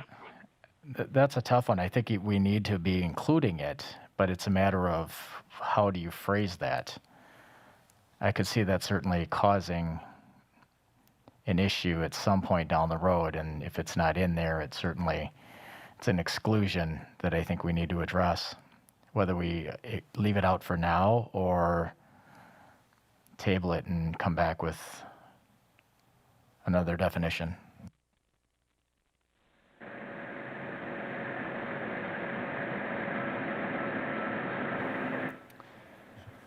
Board Member Levy? Thank you. Ms. Love, just for clarification, it would be more clear to me to have significant other if everyone didn't have the ability to be a spouse. But since you can become a spouse, is there a reason that I'm not thinking of to still include significant other? I think these days there are so many different relationships that you often would have individuals who share a household, for example. And, so are they roommates? Are they significant others? If they're sharing the household and sharing the cost, should one of them be supervising the other one? Is that any different than a father and son, a brother and sister? So significant other, as I said, it can be interpreted. It's been used to cover a lot of relationships, which can include dating, because do you want to preclude any type of a dating relationship in a supervisor-subordinate relationship? And so you want to be broad in terms of your definition. But if you look at the purpose of this, it's to avoid those situations where someone is making employment decisions that could be influenced by the relationship. So, okay, Ms. Love, I need you to help keep me in line here. Yeah. Is it inappropriate to say a spouse, person you live with, or any person you have a romantic or financial tie to? That would be, I think. And then you can list everyone else. Right. And I think what you just said gives more clarity to the types of relationships that kind of encompasses what a significant other would be and gives clarity to that. I like that. Ms. Shope, did you by any chance catch all that? Unfortunately, no. I'm here for you, Ms. Shope. Okay, my recommendation is that we have spouse, a person you live with, or any person that you have a romantic or financial tie to,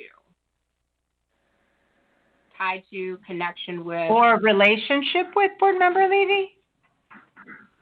Well, I think that's covered under romantic or financial. Okay. I think so. I'm open to pushback. So a spouse, anyone you live with, anyone you have a romantic or financial tie to. Thank you. Board Member Wong, any thoughts? The only question I have on that is a financial tie. I mean, that's are we talking a dependent? Are we talking about, that could be, that's very broad. And it's a good question. I think like anyone that you support financially, you contribute to their well-being, or someone that you employ in a different arena. So if there's someone that works for you in your home, around your home, should you be then responsible for hiring that person or supervising that person? Would that be such as I'm just looking for clarification, Board Member Levy, like a nanny perhaps that lives at home? It could be, but I would keep it broad to anyone you have a financial tie to. And maybe we need to clarify that's it's pretty broad. I don't know, someone you support, or it could be you're supported by someone. Right, yeah, would that be an example of what you were getting at, is what I meant? Okay. I'm wondering if you could add a percentage. If you could say anyone who contributes or you contribute to more than 25% of, their financial support, or 50%, to give more clarity to it rather than a financial tie. A financial tie could be, is a financial tie someone who gives you $100 or gives you a birthday gift of a certain amount? Do you want to attach a percentage to it? Personally, I would be more comfortable with going with kind of number of payments and not percentage of their income, etc. So if it's like a one-time thing, I wouldn't think that was a financial tie. But if it's someone that you regularly contribute to or they contribute to you, that I would say is a financial tie, but I don't know what that magic number is. I like the word you just said, which was regular, that provides or receives regular financial contributions.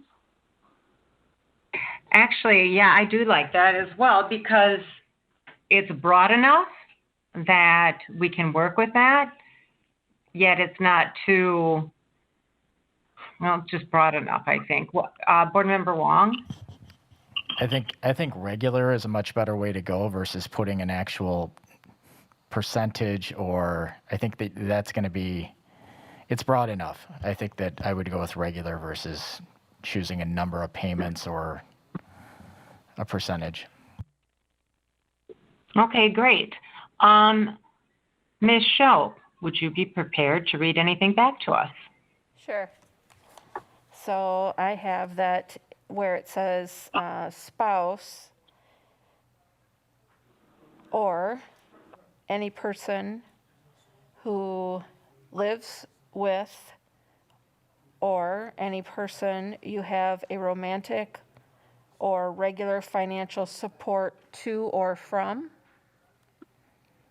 And then the list, father, mother, brother, sister, son, unless we're taking all of that out too, but I thought that was all staying. That list is staying.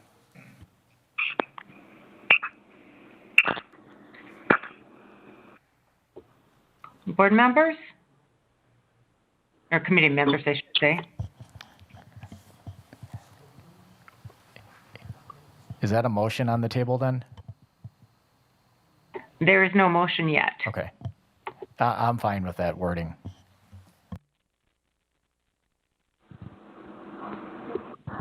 I am as well. I am too. And then the last two paragraphs are new paragraphs that were added that talk about responsibility and compliance and monitoring and reporting if there's a change in the relationship and supervisory responsibilities. So if the committee is good with that, then we could make a recommendation to move to the full board for a first reading. I would just recommend to put an O with the compliance in the second to last paragraph.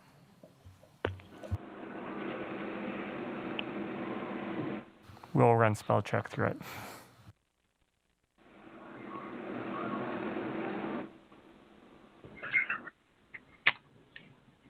All right. Does anyone else have any, Attorney Love, anyone else have any suggestions or comments or questions? Those look fine, those paragraphs. Thank you, Attorney Love. I would entertain a motion then at this time. Okay, I'll move to recommend to the full Board of Education approval of the revisions and layover of policy 522.31, supervisory nepotism, for the first reading, and recommend that the administration duplicate this policy for the employee handbook. And the revisions include what we discussed this evening as well. All right, do I have a second? Second. All right, we have a motion and a second to move to the full board, policy 522.31, supervisory nepotism with the changes made, as well as including this with the changes made to the employee handbook. Any questions or discussion? All right, all those in favor, please say aye. Aye. Aye. Aye. All opposed? All right, the motion carries, and it is 6:55. And so, if it's all right, if someone would like to, we could, we did well. We only have policy 522.4 and policy 522.5 that we could lay over for our next meeting. Do I have, excuse me, and our next meeting will be on Tuesday, February 9th with the time to be determined. March At 9th? their meeting today. No. You mean the 23rd? Yeah, the 23rd. I wrote that, thank you. Yeah, that's what I meant. February 23rd. Thank you for the help, board members. So at this point, I would entertain a motion for adjournment.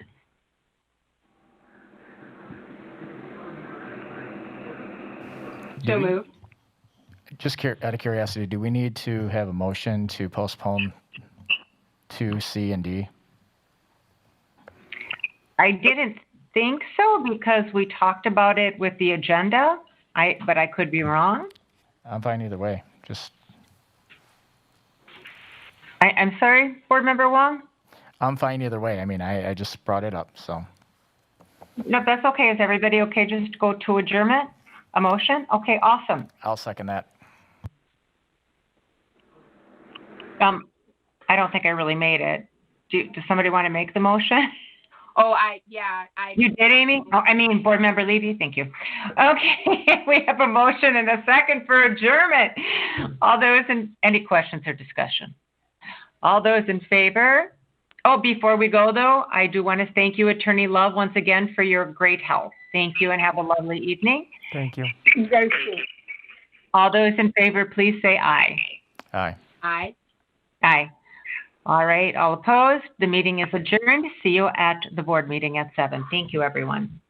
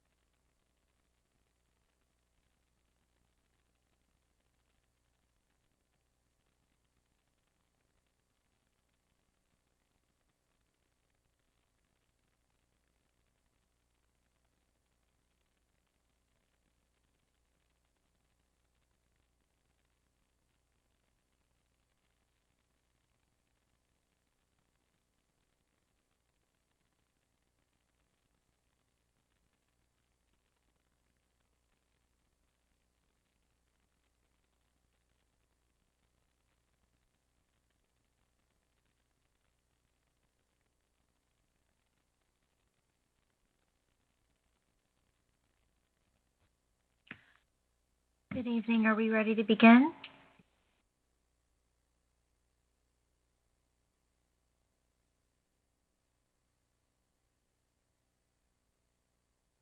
Ms. Shope, are we ready?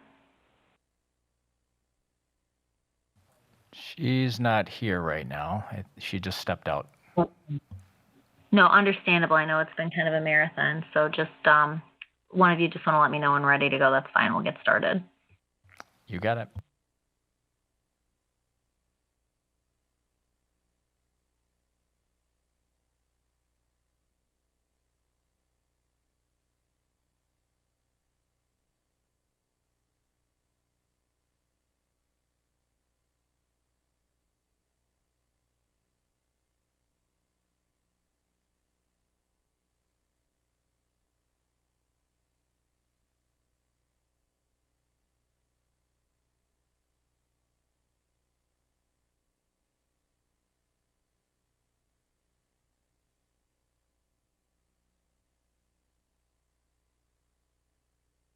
Back.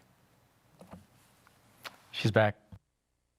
All right. Thank you very much. I appreciate it. All right. The time is now 7:01, and at this time, I'd like to call our meeting to order. Ms. Shope, may we please get a roll call, please? Anderson, Here. Delgado, Here.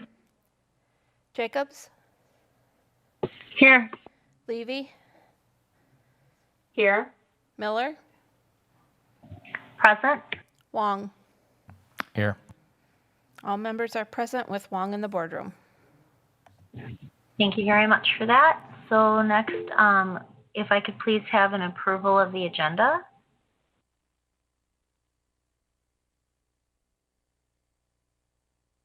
Board Member Levy, was there anything that we needed to remove from the consent agenda before we approve? That's what I'm looking at right now. Give me one second. That's fine. Let's take our time and no problem at all. I have a question. Yes, sir. So should we move the future board meeting dates before we go into closed, just so that people don't have to stay till the end of the meeting to hear that?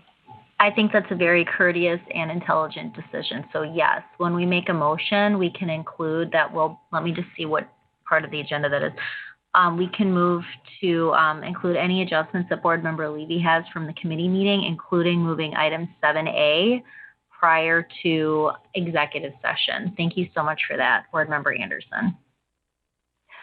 Okay, so it looks like the thing that I needed to have us remove would be the December financial reports are not included under consent agenda, so I think we're okay. Because this is mainly planning and budget and policy and personnel.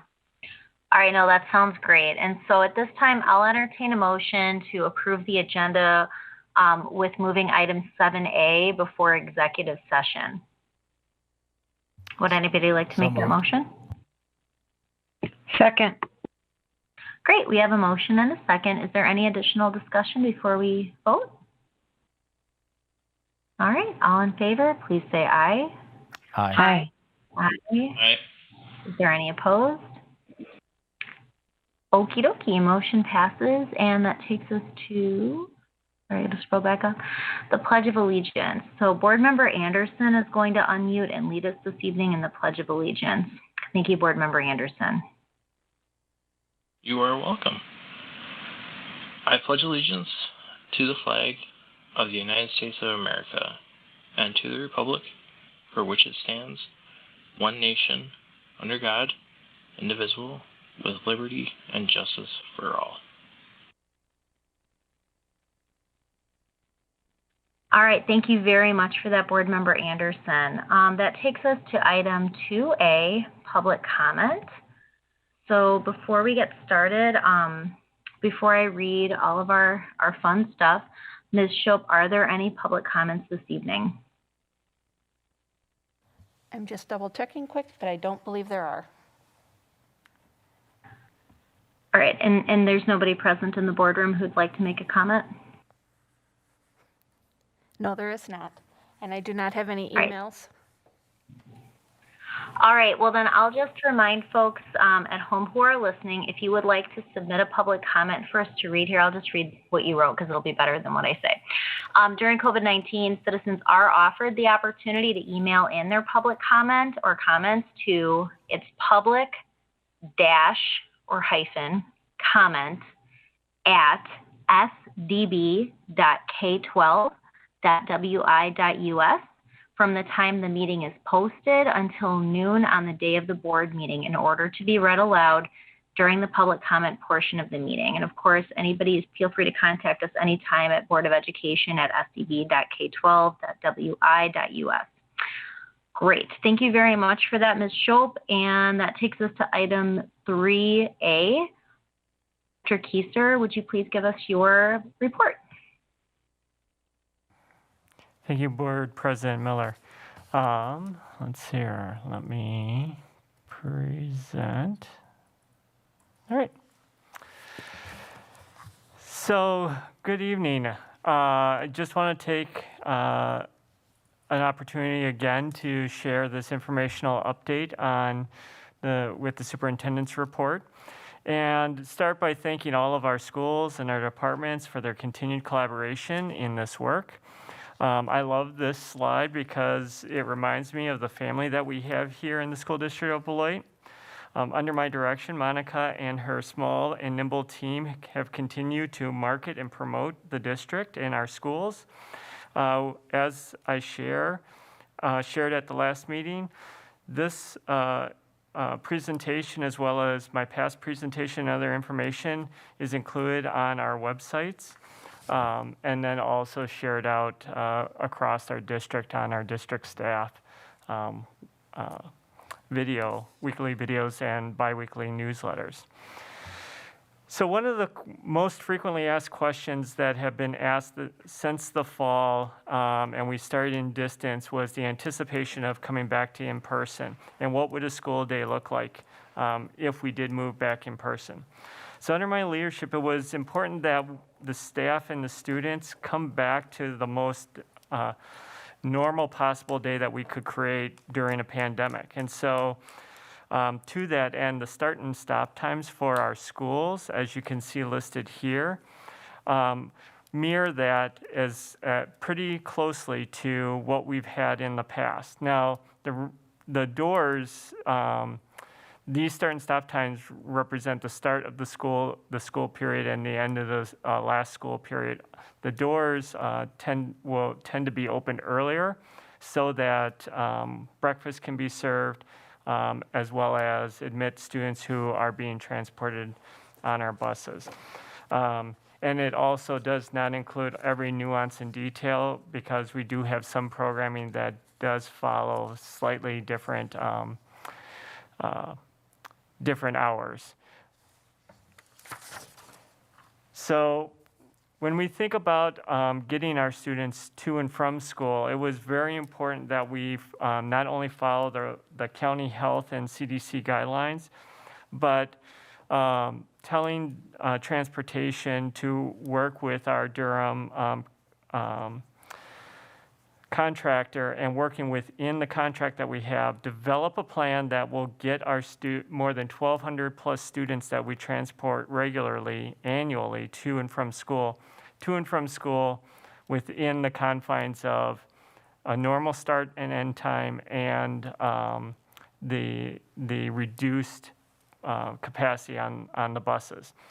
I'm happy to say that within those guidelines, they developed a transportation plan that says that even with our reduced busing capacity of 24 students per bus, so that we can ensure social distancing, we are able to get our students to and from school and meet those start and end times that I shared on the previous slide.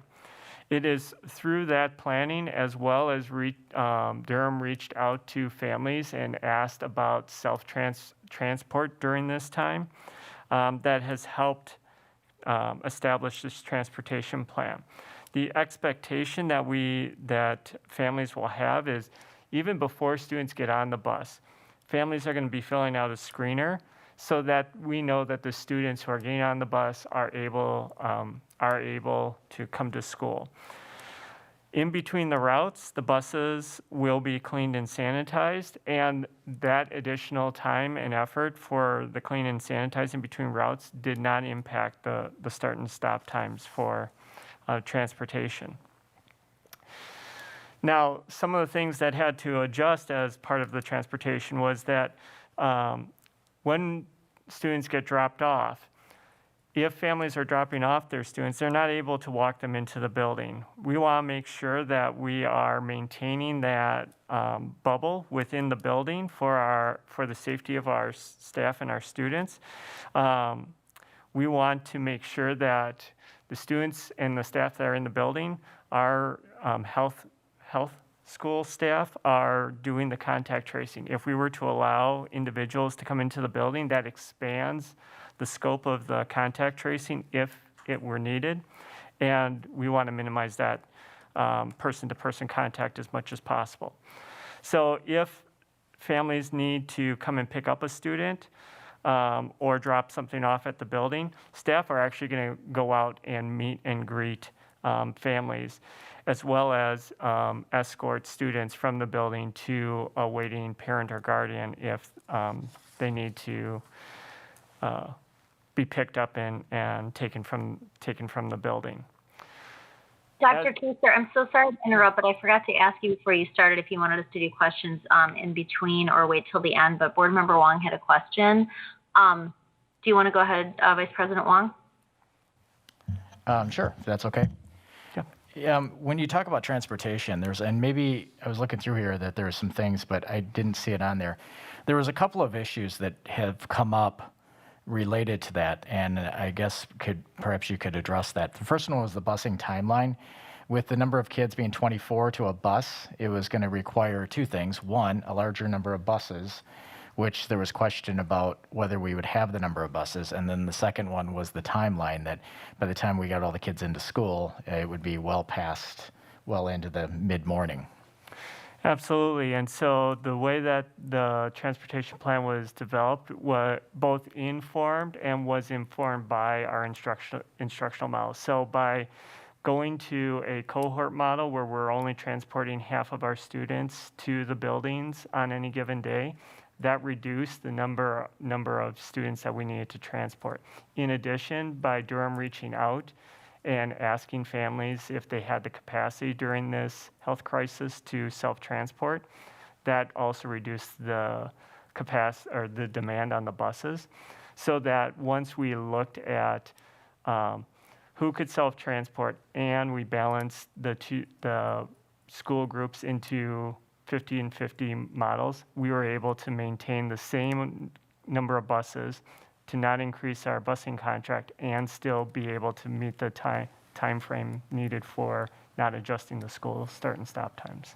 Okay, a follow-up to that then is you have actual numbers that you've gathered up from families in regards to those that would be self-transporting, those that would need transportation in both of the cohorts, correct? Correct. We started that work before the Thanksgiving break, and we continue to follow up on that. We did follow up end of last week with pushing out to all the buildings what those groupings are, so that schools have those which students are in each of those groups. Great, thank you. Yep. So as students enter our buildings, the safety measures for our students, as I mentioned earlier, begin before they even leave the household. Families are going to be expected to fill out a screener no different than the screener that our staff fill out each morning.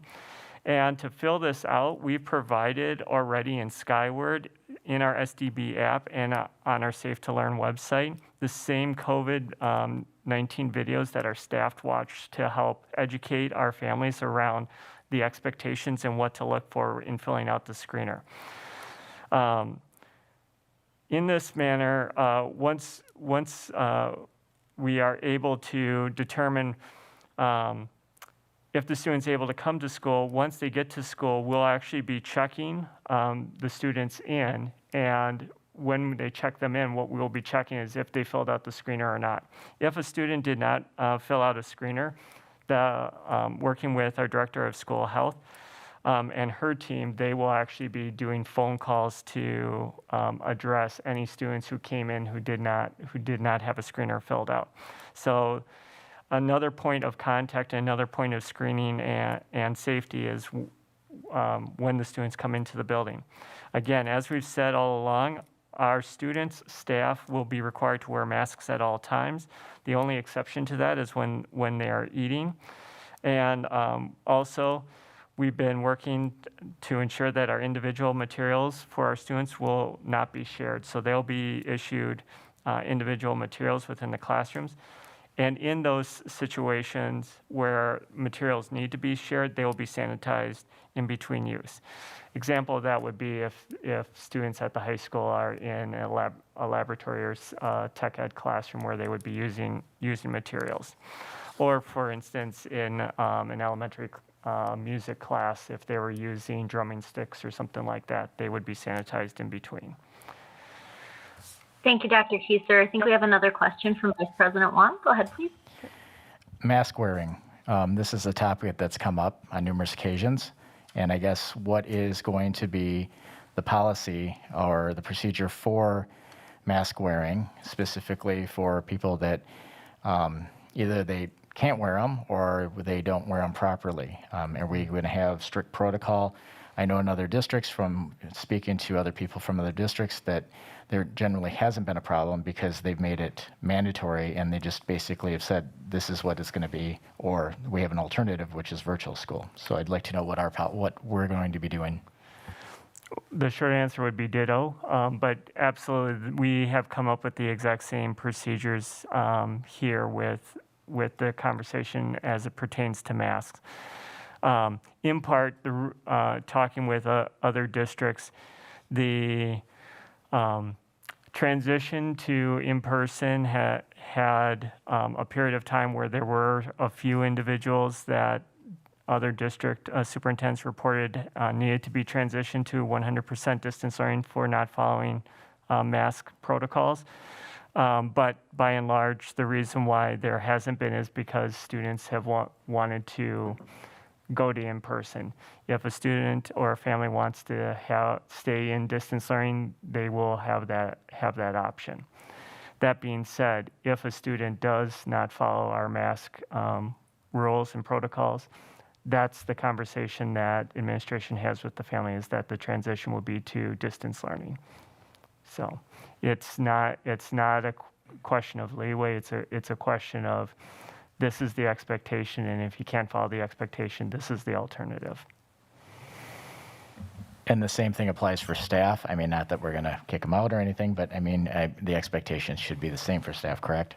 Correct. And in some cases throughout this year, there's been individual situations in which conversations have had to be had with individuals, and they've by and large complied with that. Okay, thank you. Yes. May I just ask a follow-up question? Certainly. Since there's not a policy in writing, sorry, thanks. Is this like a 3 strikes you're out, or like at what would trigger, like how many instances, or what are the circumstances that would trigger that conversation where, let's say for instance, the school principal is calling home not to discuss the issue, but to say, I'm sorry, but Megan has had her mask down and is no longer invited to participate in in-person learning. Like, do we have a sense of, that's like a zero tolerance policy, or what triggers that phone call?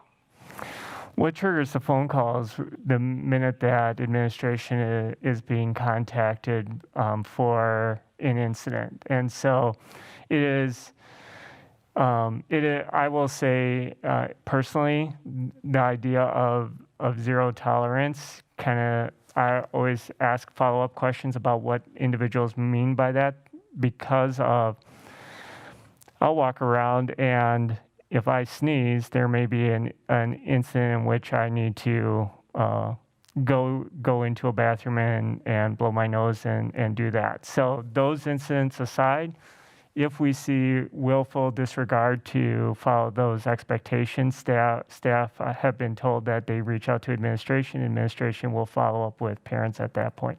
Depending on the individual situation, that might be a one and done. It might be a coaching conversation, and then if it happens the second time, you're done type situation. Thank you very much. Yep. For President Miller, I'm not sure if you saw my question mark. Is it okay if I jump in? I did not see your question mark, and absolutely please do. Thank you, ma'am. A couple questions. Certainly. One, for our younger students that really need to work on enunciation and facial expression, et cetera. I know that we have purchased lots of PPE, but does that include face shields that are transparent and would still allow for that? And then my second question is, thank you for the information about the screeners, et cetera.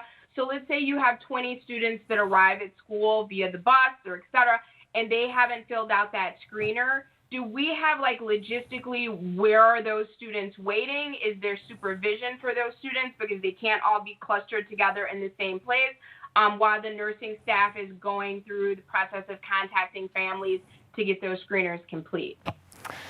Certainly. So I'll take both of those in the order that you shared them. So yes, in the my prior presentation, I shared a couple of examples of like the Badger Plus mask that our special education staff have purchased, and then there are also some face shields that are clear for that.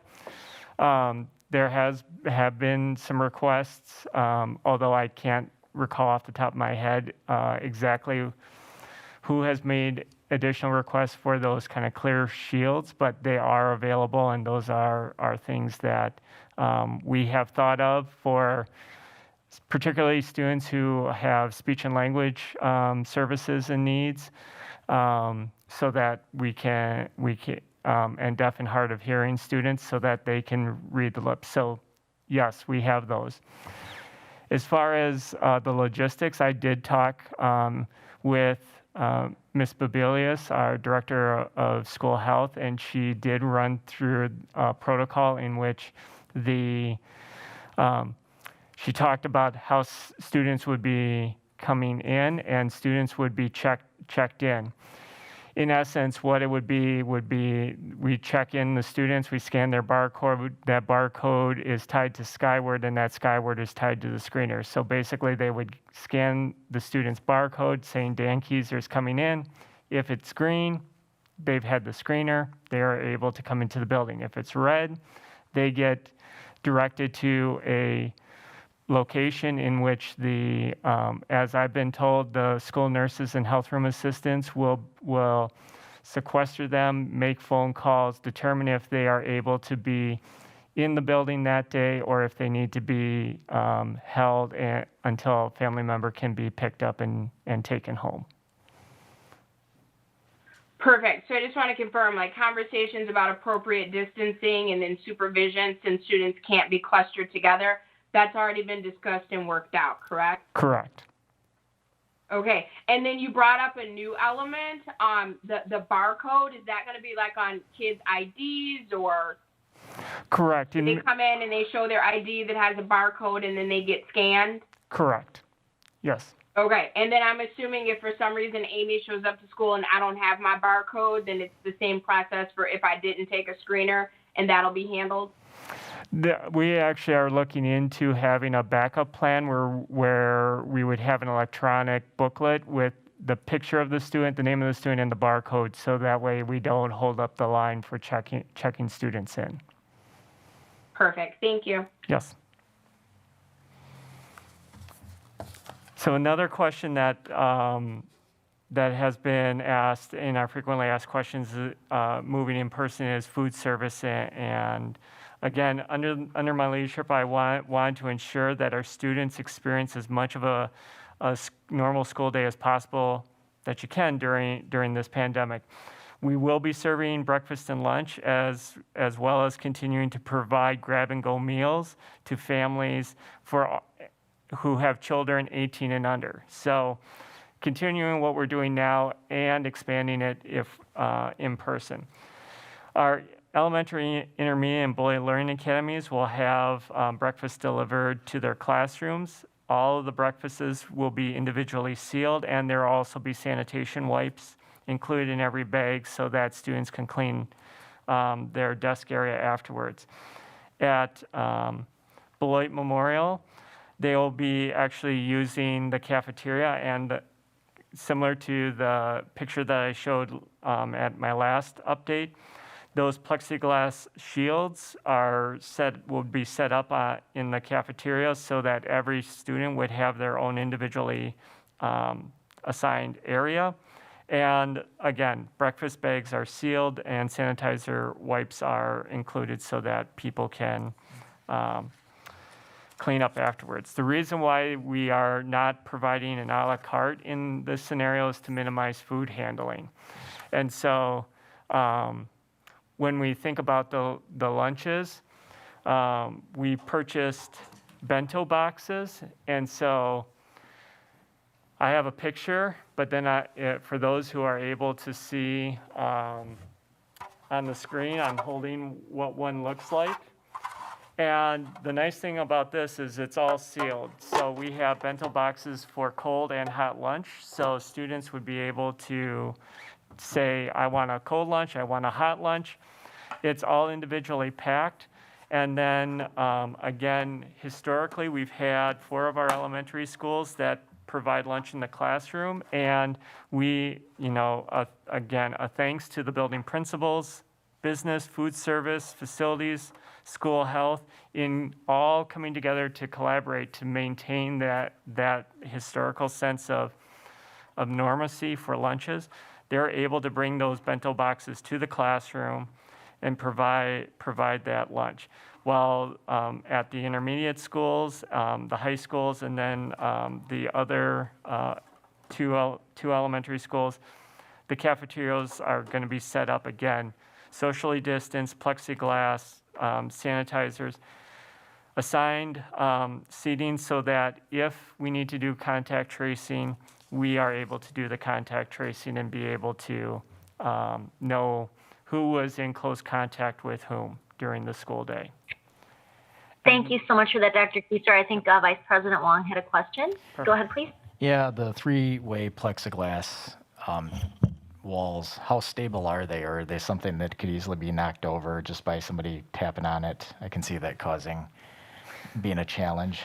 No, these are ones that we have so that they'll be stable, and in cases they can be adhered to the table so that they're not like picked up and just moved over. Thanks. Yes. And then in addition, again, if transitioning to in-person, we still will do the grab-and-go meals. What will shift is instead of doing it 2 days a week, we'll do it every Wednesday because that will be our transition day. And 7-day meal packs will be available. And again, as it currently stands, any community member who has child 18 or younger can come to any one of our buildings and pick up meals. This will again continue. Pickups will be at all of our elementary schools, and then again the delivery schedule will be available by just simply calling our food hotline. Thank you so much, Dr. Keister. Board Member Levy had a question, please. Yes, really quickly. Have you and your team considered, like, there are a number of our students that are eligible for McKinney-Vento services, and they may be couch serving, they may be in some other form of unstable housing. So and if they're doing distance learning, to give them 7 days of meals might be a little cumbersome, 1, to keep up with if they are moving from place to place. And 2, I know when I worked for the district, some of our kiddos are in situations where if you are found to have 7 days worth of food, that may need to be shared with other people who are also residing in the household or the space where you're living. And I know that won't be every student, but has some thought been given to how we address student needs in those specific types of situations? That's a great question, and in a moment I'll have Ms. Armstrong help me answer that. I want to reiterate that the 7-day meal packs is in addition to our McKinney-Vento students coming to school and having access to the breakfast and lunch. But yes, in the situation where we have that, Ms. Armstrong? Yes, we have had many conversations about our McKinney-Vento students and students that are experiencing housing challenges, I'll say. What we have planned to do is we've made those accommodations both for transportation and for food. We want to make sure that we are communicating with those students through our pupil services staff and through the administration of identifying those students that have needs for a smaller serving, being able to make sure they have what they need. So we will be able to address those once those are identified with the discretion of their building and any pupil services staff that has any conversation about it. Perfect. I'm glad those conversations are already being had. And I'm not looking for a response this evening, but if you could check to see if our partnership with Caritas will continue. I know we're not letting a lot of people into the building, but would they be considered essential workers? And if no, could they make drop-offs at the door? And I get that the stuff might have to sit before it's distributed to students, but I would like some thought to be given if they are still a willing partner for a creative way where we could accept that assistance for some of our kids. Thank you for that. We will keep that in mind, and I will dive deeper into that with Dr. Keyser.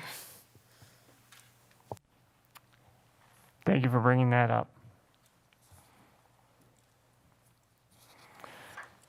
All right.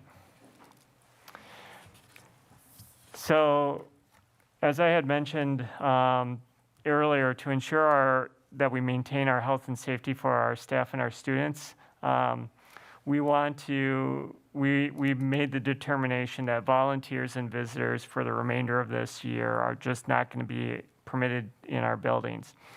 Only our essential workers are going to be permitted in the buildings. And to reiterate from my last update, when we talk about that, we're talking about health and safety officials and utility workers. So this is a very small select group of individuals that would have access to the building, and again, it would be monitored through the office.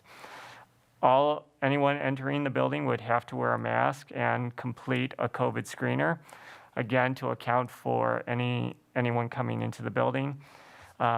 Again, that's just to maintain that well-being and the safety of our staff and our students. From our public comments, I want to make sure that I address concerns that have been raised through our public comments, and I know we'll be talking more about that later tonight. A concern was raised about air quality specifically as it relates to the high school, but we took that broadly. And so I directed facilities to look at our air quality, and they hired an environmental firm to do air quality tests. We started with Beloit Memorial because that was brought up specifically, and it also happens to be one of, if not the oldest, air handling systems in our district. So we did what was called a random air quality test.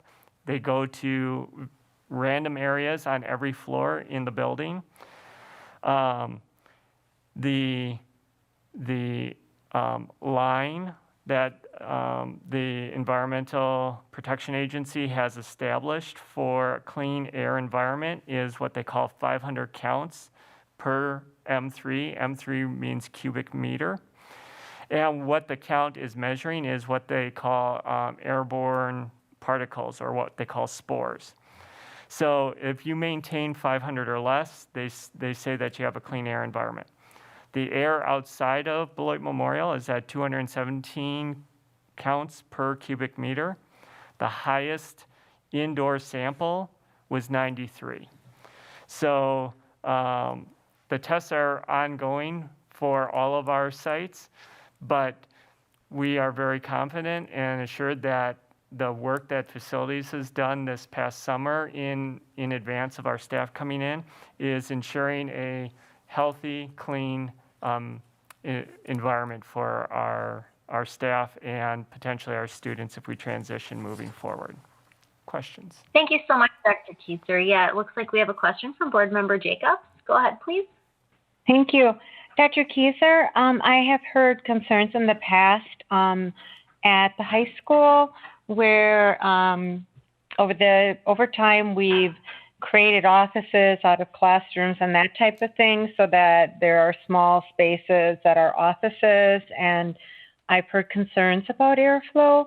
Were samples taken directly in those areas as well? I can't speak to all the spaces. I have the report that shared that they took random samples on all floors. So Ms. Armstrong's getting up and walking to the microphone. She might have a little bit more insight. Thank you. Sorry about that. The random samplings that we did were in hallways, in classrooms, on all levels, and we continued that in the rest of the schools as well as the high school. In the individual reports that are provided, I know we provided one, the high school already, to the board and to the high school staff. The other ones will come out when we get those finalized reports from those samplings. They identify the exact spaces or rooms that they went into. So we don't want to direct him to take samples in certain places that we may think are better or worse. He is, it's unique that his name's Independent Environmental, because he comes in and decides where he's going to go when we want a random sampling, but we ensure it's every wing and every floor. Thank you. And Mrs. Armstrong, and I'm just kind of thinking back when I was a principal as well, I know that we, if a teacher was ill and we were trying to make sure that it had nothing to do with the classroom environment, we tested the air quality. That would still hold true in this case, would it not? Absolutely. Okay, thank you so much. Yep. Thank you. Another concern that was raised during public comment was in regards to our staffing, as well as there was some comments and questions from the board level in terms of if we're open, how do we stay open, and what do we need to do if or what do we look at if we need to close? So in response, we met as a team and we extended our benefits. So yes, the FFCRA benefits sunsetted at the end of the 2020, but we extended that same benefit to all of our district staff. So they have 2 weeks of benefits provided to them due to COVID-related situations if needed. So while it is the FFCRA sunsetted, and that was something that was provided at the federal level, we've extended those same provisions for the remainder of this year in the event that they're needed.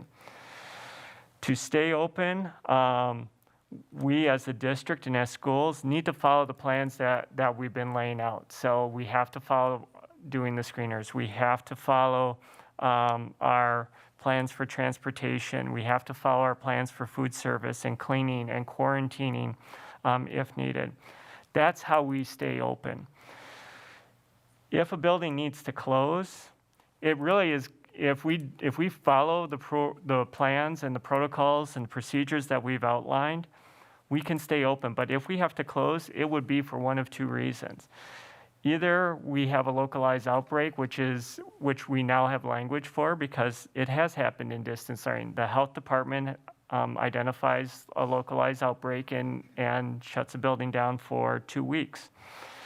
The other reason why a building would close would be if the staffing levels, we know that sub shortages have occurred in Beloit in the past, and there's no reason to think that during a pandemic they aren't also going to be short. But if we don't have enough staff to teach our students, we would have to close at that point. And once those things are addressed, we would then, my recommendation would be then for me to have the ability to reopen them. An additional benefit that we have seen and heard from the buildings, particularly at our elementary buildings, is the idea of a building sub. So for the remainder of this year, we've communicated out to all of our elementary buildings that they can hire a long-term building sub. And some of them have individuals in mind and are in the process of engaging in conversations to secure them as a long-term building sub for the remainder of the year, and others are posting those positions as we speak. But that is another way that we're addressing staffing needs across our district. It looks like we have two questions, one Go from for Board it. Member Anderson and one from Board Member Levy. Go ahead, please. So my question is so you said we could close if we have not enough staff. What if we're getting close to that threshold and you had that last staff member call in saying, hey, pretty short notice, saying, hey, I can't come in. My kid is showing symptoms of COVID, or someone in their household is, or they're just sick. What is the plan to return? What is our plan to do with the kids at that point if we don't have the staffing available and we've already began the process of bringing them into school?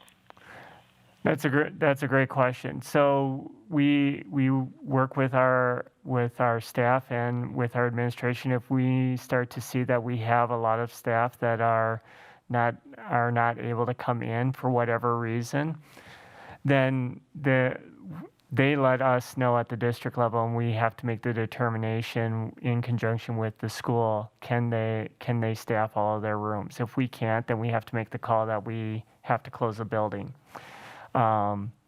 Sometimes it's not ideal, but sometimes that may be short notice.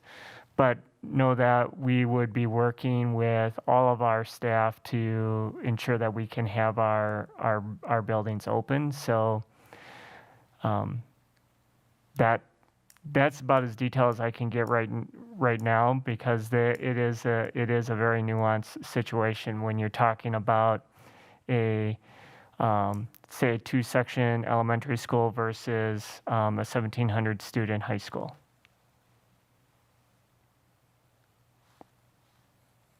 Okay, well, thank you. Yep. Thank you, Board Member Anderson. Board Member Levy? Thank you. Concern. So I know that just in our household personally, my children have experienced classes being canceled because their teacher was out and there wasn't coverage. And so I'm a little concerned if we're just telling elementary schools, for example, to hire one building sub. I think that's a great start, but what is the backup plan? And now it's an inconvenience because that just means that my child didn't have that class. But if we are moving back to in-person, now we have to deal with supervision coverages.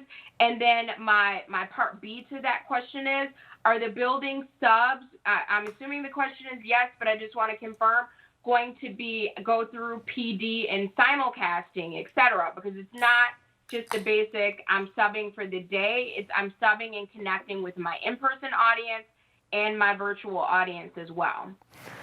You are absolutely correct on the building sub part. The reason why having the building sub is they become part of that community, and they are able to partake in all of the training that the staff are able to, because they would be assigned to that building for the remainder of that year. And then as far as the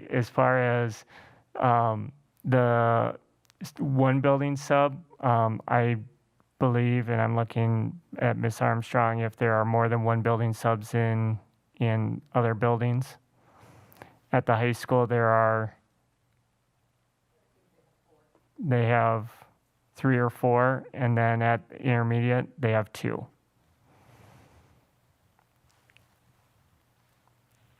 And the cost for those long-term subcontracts, because if my memory serves me correctly, I think that's like $50 more per day. And I'm assuming you want to keep that same person in the building all year, whether or not they are needed on a day-to-day basis. Is that correct? Correct.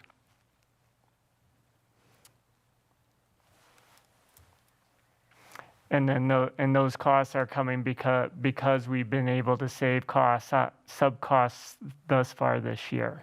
So we're able to utilize those savings to provide this additional support to our elementary schools. And then kind of last point, I'm not sure if I missed your response, but if you exceed the capacity of that building sub, what is the plan B for coverage in those physical classrooms with someone with the ability to simulcast? Or if there is no coverage, what happens to those kids that are physically present? Right. So that's been the conversation. One of the things that as we work with our leaders, we have to work with them on having them go through thought exercises. Okay, a person's gone. So what as a leadership team, what are your moves? So if it's one person and you have a building sub, yep, we can plug that with the building sub. If it's two people, then who are the available people within that? Because without a pandemic, in some schools, they would simply split the class and they would put half the class in adjacent classrooms. Well, we can't do that to maintain social distance. So we have to think differently about how we address those situations. And in part, that helps us determine and helps the building leadership team determine when they need to reach out to the district and say, we're running into a situation here that we may have to make a decision about whether we can have school today or not. Thank you. Yep. Thank you so much. Please continue, Dr. Kieser. Okay. So transitioning to instruction here as I close out the presentation. Last time I had talked about and showed a little bit about the tools that we were going to use for concurrent or simulcasting instruction. However, the teaching and learning is as much an art as it is about technique. So to that end, I want to share a little bit about our models and approaches that we're sharing with staff around concurrent learning. It's important to know that when we think about how, as an educator, we teach to our students, there's a lot that goes into that. We think about the age of our students, we think about what they need, we think about what we're teaching, and we think about what it is that we want them engaged in. Is the topic more of a discussion versus are we doing research or even a group project?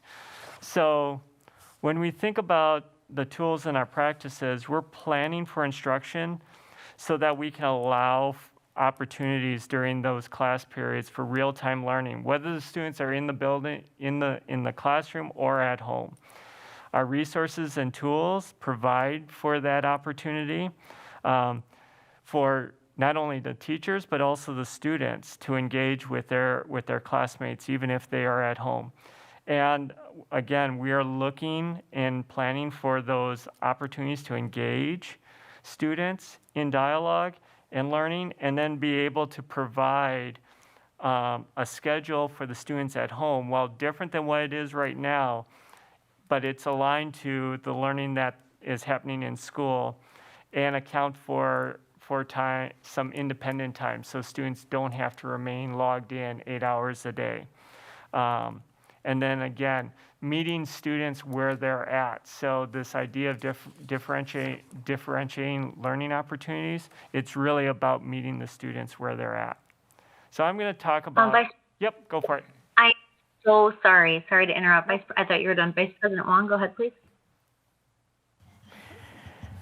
Yeah, one of the technology piece, I know that earlier on, and it was probably in the fall, hopefully it's been all addressed, but are we confident in all of our buildings that we have the sufficient technology to be able to provide all of our staff with the equipment to be able to simulcast and to do concurrent learning in a very effective way without getting shut down and with delays or anything it might be due to technology. I am very confident. In fact, I met with Brett Berg this afternoon, who was just wrapping up. They've gone through every single building in our district, not only delivering all of the new equipment that I shared last time, but also they've gone through the train-the-trainer model. So there's a small group of educators in every building that have had high-level training. He shared with me that more staff actually started to show up at these train-the-trainer models because they wanted to get as much time and PD around this, and there was time and planning for people to try it out. So it wasn't just sit and get, but it was like, let's set this up, let's run a demo, you be the student, I be the teacher, and let's try it. Let's actually do this. That's great to hear. So all staff has been, I mean, everything has been vetted through staff, or they've had the opportunity to raise questions, concerns to administration regarding technology, correct? I mean, it. Yes, and then I would even add that in talking with Brett, he said staff have come up with additional ideas that they are now filtering those out. So there's a third round that will come through at the end of this month going into March, where they will actually be able to go to every building a third time, and then also have a Google sign up where if individual teachers or small groups want one-on-one support, they can reach out to the team. Great. It's good to hear about the collaborative operation going on. Yeah. So I'm gonna share. Sorry, is there another question? Nope. No, I was just thinking. Okay. Please continue. Oh, nope, I missed a chat. I don't know why I don't get the sound. I'm so sorry, Board Member Levy. Go ahead. Go for it. No, you're fine. Just a quick follow-up question is, one, what will be kind of the, for lack of a better term, technology dependency for our students that are in person during the day? And then two, do we have an estimate of when the device refresh will be handled? Because I know we had to swap out an iPad. It just completely died, would not hold a charge. So again, kind of technology dependency. Are they going to be using their devices less if they're in person and more board and paper, et cetera? And if the answer to that is no, do we have an update on when the technology refresh will be completed? That's a great question. So students will have their technology with them in the building, and in part, the level of technology dependency will be at the discretion of the teacher and how they want to engage the students that are in the building, in the classroom. We provided additional things like power strips and so forth, so that students can plug in if they need to have their devices recharged during the day. We also have the Chromebooks that we ordered way back in August, and I believe all 1,600 have been in the district now and are being deployed out. Those were initially for our high school students and BLA students. Well, that won't hit every single student. It will hit the majority of the students, and we've put in the order for the device refresh with an expectation that to the vendor, as you get them, we'll take 100 at a time if that's all you can get us. So as devices come in, we will continue to refresh them with the expectation that next fall we will be 100% new devices in every student's hands. Thank you. Yep. And that's a perfect segue into some of the delivery approaches that I want to share. And again, these are just 3 models. There are many different ways that you can deliver instruction, but these are 3 through the PD, these are examples to get teachers thinking about how might they approach having some of their students in class versus students at home. So the first one is kind of what we call a station rotation model. So imagine you're in a classroom and divide your class period up into kind of 3 basic chunks. One chunk is I'm working directly with the teacher and doing some new learning. Then I have a period of time where I can do some work that I don't need my device. So maybe this is a quiet reading time or something like that.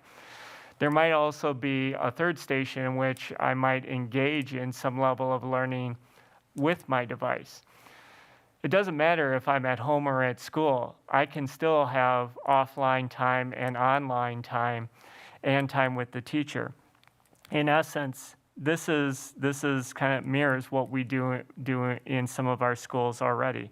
We have this model, but instead of having everyone in the classroom and substituting online with maybe small group and independent work, we're talking about offline and online.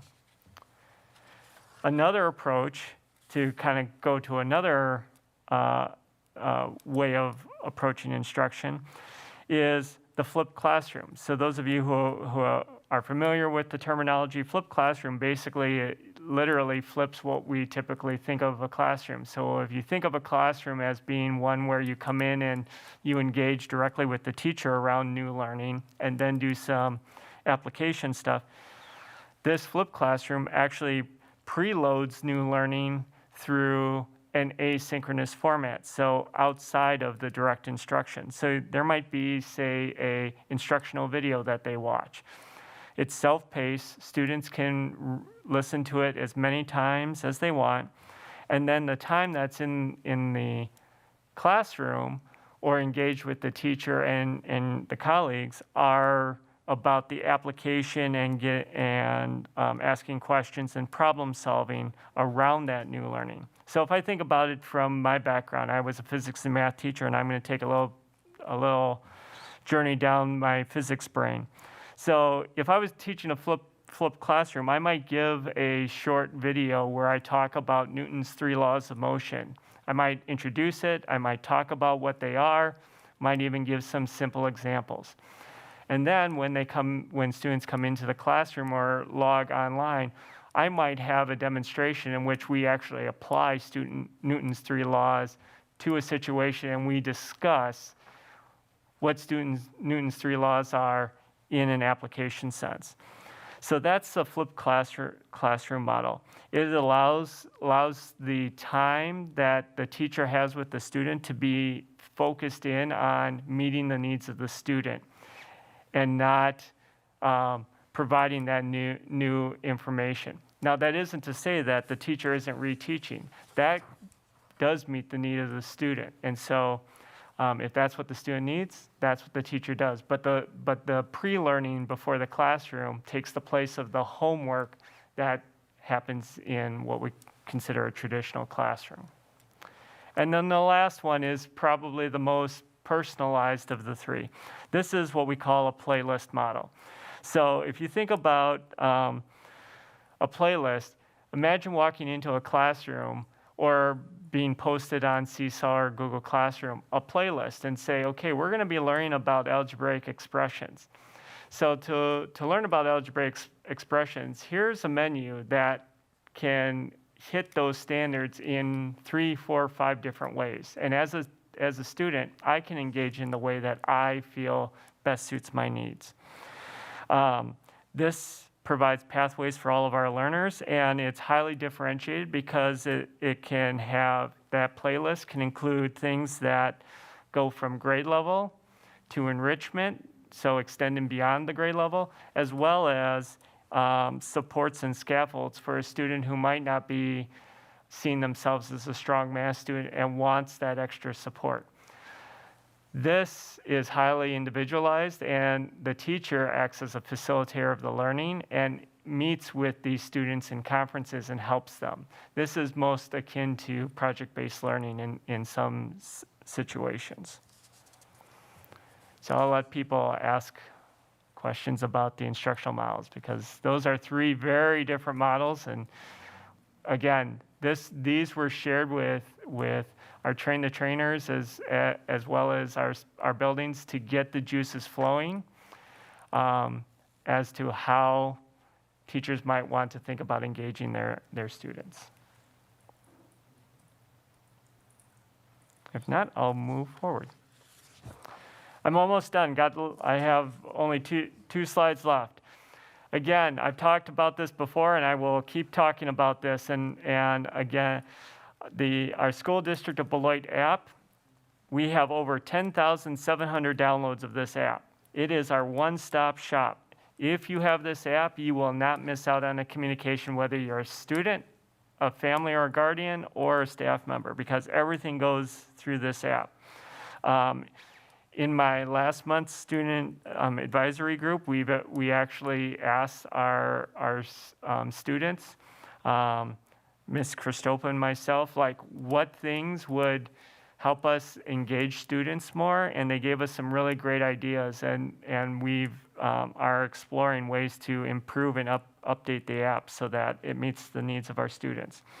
We will actually upload all of our notifications, including our COVID screener. So if families have a smartphone, they can fill out the COVID screener right through that app. If you don't have it, all you have to do is search for the SDB app on Google Play or the Apple Store. And then just to round out, to forecast where we're going to be talking about public hearings here shortly, but then the idea is that at the end of the month, I present a summary of everything that I've shared and a recommendation for the board to consider for a decision looking towards term 4. And that decision will determine the next steps. So we are drafting up a family handbook that would summarize everything that I've shared, as well as what the models for in-person and procedures would be. And then we already have mocked up in Skyward a survey that would allow families to not only get the handbook, but also make a determination whether or not they want to send their child to school if that's an option approved. The reason we did it in Skyward, it is a central location that everyone can have access to. It also is accessible at the building level, because we would engage our buildings in helping to reach out to our families to ensure that we get 100% coverage across our district. Thank you so much, Dr. Keister. We do have at least 2 more questions, starting with Vice President Long. Go ahead, please. Yeah, I have 2 questions. The first one is I was kind of, I don't know, daydreaming, but the 3 models that you have for in classroom learning, the delivery approach, or actually the station rotation, the flip model, classroom model, and then the individualized rotation playlist model. What are you doing in regards to, or is there a plan to evaluate and develop best practices for this? Because I could see this potentially being, I don't know who it was that said that, we will never go back to the way that we did things before. So I would hope that this would be an opportunity to be able to evaluate and have best practices, whether it's in any particular building, grade level, or course it might be, whatever it might be. I would hope that you would be doing something to use to evaluate what's effective and what's not effective. Certainly, the idea, these are all very good models for instruction. It is much an art as it is about the technique, and it is really what the teacher is comfortable in setting up and engaging to the students. So I personally have seen all 3 of these models work very well. And the reasons they work well is because the model matches the mode in which the teacher is engaging the student, and the teacher is putting content and materials that are engaging for the student. All of these have the core pieces. It's providing access to new content and providing scaffolds and support for the students. And the art is knowing as an educator where the student is and where they need to go in the next step. In the rotation model, that happens when you have time with the teacher. In the flip model, they're getting the new learning and then you're meeting them in small groups and individuals. And in the playlist model, it is in part on the student. So it has a student ownership component, but then it doesn't excuse the teacher from engaging in like mini conferences with the student like a project manager would. So yes, our educator effectiveness coaching, so our educator effectiveness is much a coaching model as it is a supervision tool, and that's a way that we can evaluate the effectiveness of any particular model with any group of students. Okay. Second question, you've covered all the various topics regarding not distance learning, but distance learning and in-person learning.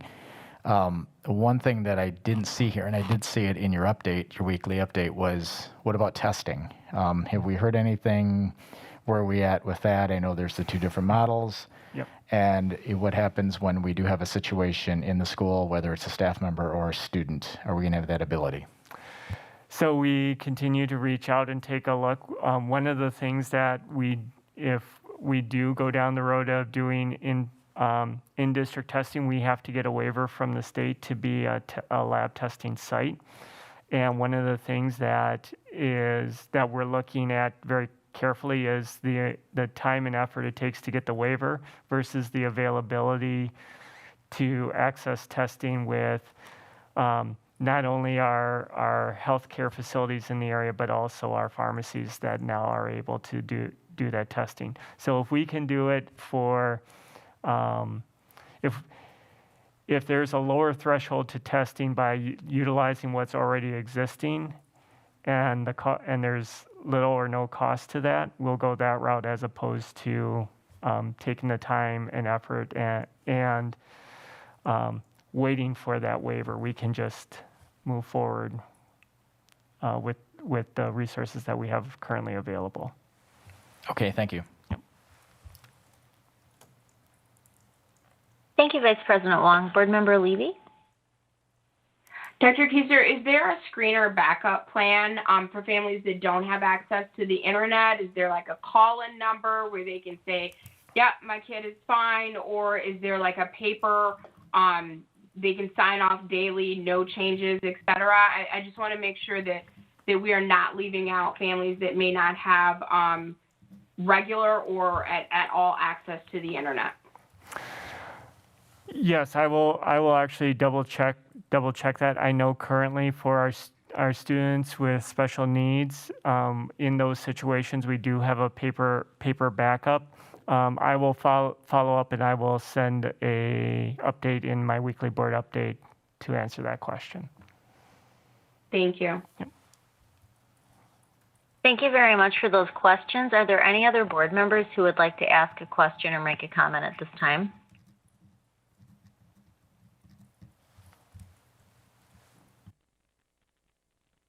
All right, here, I think we are ready to move on. I just want to offer you a thank you, Dr.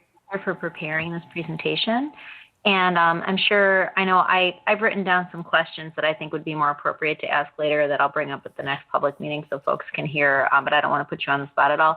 So I'm sure other people might have follow-up questions. Is it okay to email you ahead of time? Or, I noticed you had next steps and we're going to have a public hearing and the plan is for you to bring us a presentation on the 23rd.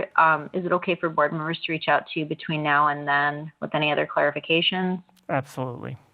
I look forward to that. Okay. Awesome. No, thank you so much. I appreciate it. It's a lot. So I want to make sure everybody has a chance to think everything through and take all that in. So thank you for preparing the presentation for this evening. Moving on, we have our action item for this evening, which is item 4A.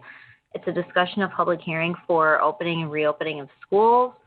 So here, let me just pull this up. So at this time, I haven't heard any negative feedback from any board members. I've only really heard positive feedback for the most part from folks about our public hearing that we held last time regarding the reopening of in-person athletics and extracurriculars. So following that model, just to make sure that we have a separate time and space and I guess adequate time outside of the meeting for people to express themselves and to share their questions, thoughts, and concerns, we had tentatively scheduled for Sunday, February the 21st. Now that football is over, Sundays are safe again, from 2 to 4, with the understanding that if there's like still a large number of people, I think originally we were talking from 2 to 5, but we thought let's try from 2 to 4, and if there's like just a ton of people, we'll be prepared to stay for longer as needed, within reason, probably between 5:30 or so.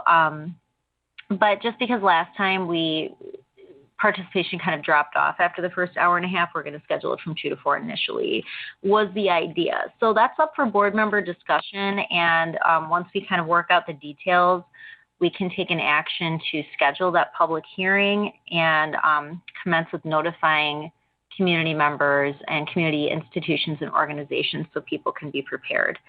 So at this time, is there any discussion, any questions, any thoughts?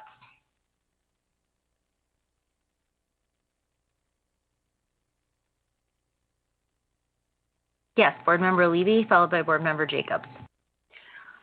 I just want to reiterate, I think this is a fantastic idea, and I would actually be on board with scheduling these on a regular cadence and then plug in the topic, because I want it to be a normal thing for us to consistently receive feedback from our community. So thank you for putting this on the agenda. I know that all of us don't need to be present. I'm hoping Dr. Kieser will be present, even though it's not a requirement. But it is the understanding that the information that comes out of this, we won't reply in the moment, but that we will keep a running list, and then that information will be packaged for Dr. Kieser so that he can work that into whatever the recommendation that he presents to the board. I just wanted to be clear that that's the kind of the understanding of the outcome of this. First, yeah, thank you for the acknowledgement. I agree with you that we should be scheduling regular opportunities for outreach to the community. So thank you for that. And also, yeah, you're correct. We would follow, I believe it's policy 187, which is the standard, like kind of, what am I trying to say, public comment policy. So we'll be there to listen, receive information. We're not there to engage in a discussion, but there would be minutes, like formal notes taken. It would be recorded, so any board members who certainly wouldn't expect all of us, I know people have families and things that they need to do on Sundays, so, but everybody could watch at their own leisure. And Dr. Kieser, I don't want to speak for you. Dr. Kieser, do you feel that that's adequate time for you to incorporate any issues and concerns raised on the 21st into a presentation that you were planning to give the 23rd?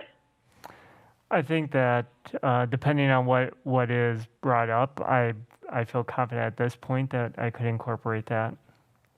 So just so you know, I mean, I don't think, and I mean, I don't want to speak for the board personally. I wouldn't expect you to go back and like edit a whole presentation, but if maybe there are just some notes, so maybe at the conclusion of whatever you prepared, you might, we could leave room to say, by the way, here are a couple of other items, or, some more specific kind of dig deeper points that were brought up Sunday. I'd just like to take some time to address those. Would be perfectly appropriate, in my opinion. I agree. All right, thank you so much, Board Member Levy. Other folks have comments, questions, concerns, ideas? I do. Oh, yes, thank you, Board Member Jacobs. Sorry about that. Yeah. Besides in the Beloit Daily News, how are we going to get this out to community members? Thank you for that. And I'm actually gonna, if you don't mind me co-opting your question, I would like to piggyback on that question and ask a follow-up. I'm wondering if it would be possible for us to include in the database of folks that receive our blasts, with their consent, of course, because I don't want to harass anybody, but would it be possible to include like Lavos, the Beloit Public Library, if there are church groups or parent groups, could we maybe put a shout out to different institutions and organizations in the community and invite them to participate in those notifications? Because that way it might be more efficient when we post information. It wouldn't be like an extra step to say, by the way, let's reach out to churches. By the way, let's reach out to this other newspaper. What are your thoughts on that, Dr. Kieser, Ms. Christopa? Our email blast for like my weekly letter to families is pulled directly from Skyward. So for us to include these, we would have to include them in Skyward, which is not something. So if we wanted to do something like that, we would have to think and create a whole separate database, which would be something I think that is a future conversation.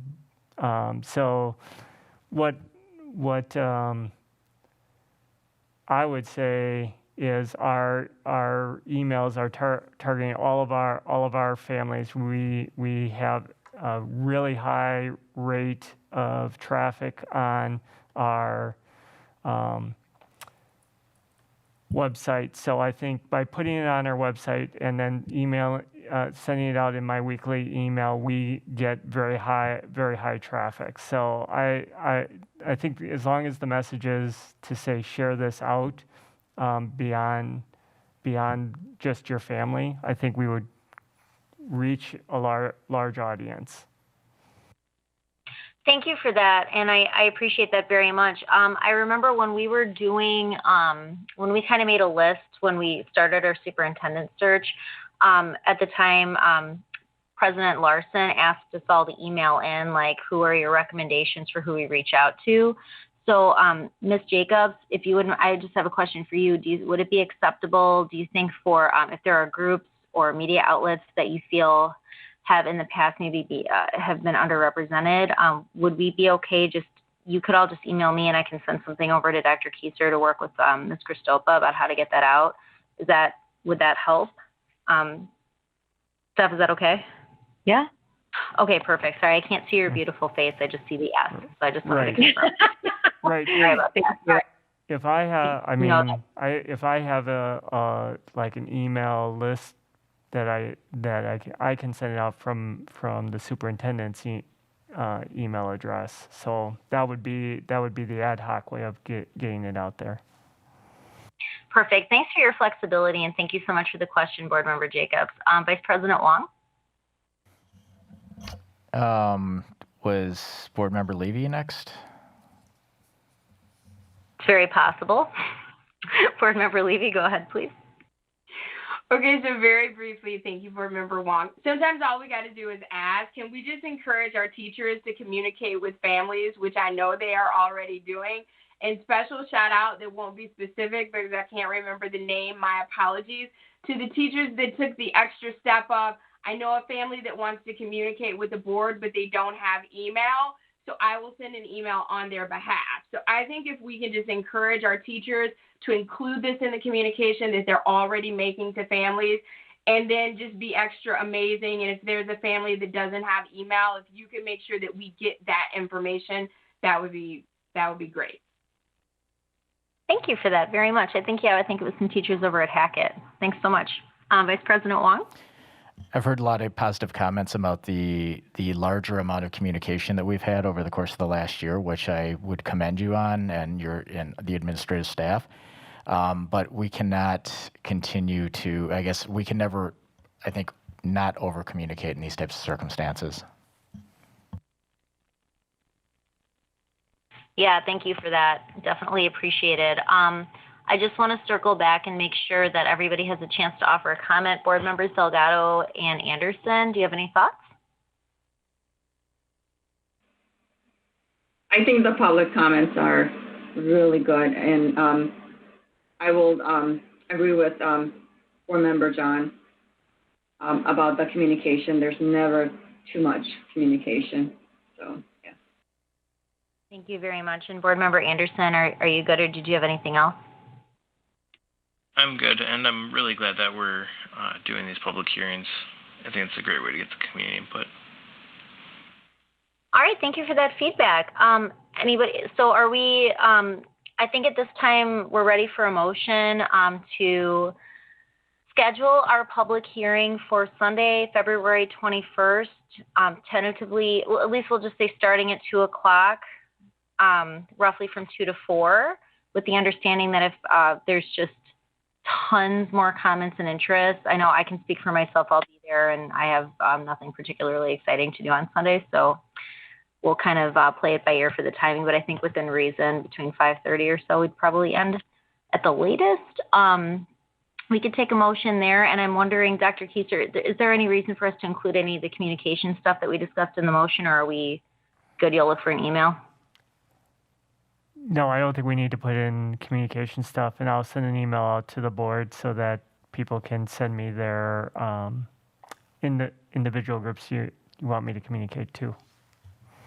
That's outstanding. Thank you very much for doing that. All right. Would anybody like to make a motion at this time?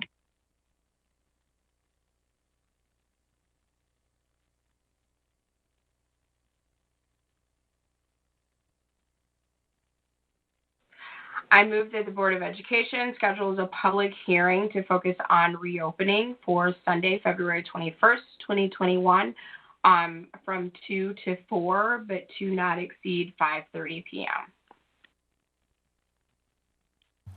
I'll second that. Thank you very much for the motion and the second. Is there any additional discussion at this time? Hearing none, all in favor, please say aye. Aye. Aye. Aye. Any opposed? Okay, motion carries unanimously, and that takes us to our consent agenda. Is there anything that anybody would like to remove from the consent agenda at this time?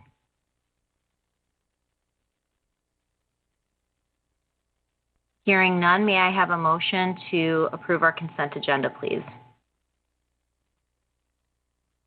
I move to approval of the consent agenda. I'll second that. Thank you very much. We have a motion and a second. Is there any discussion at this time? All in favor of approving the consent agenda, say aye. Aye. Aye. Aye. Aye. Any opposed?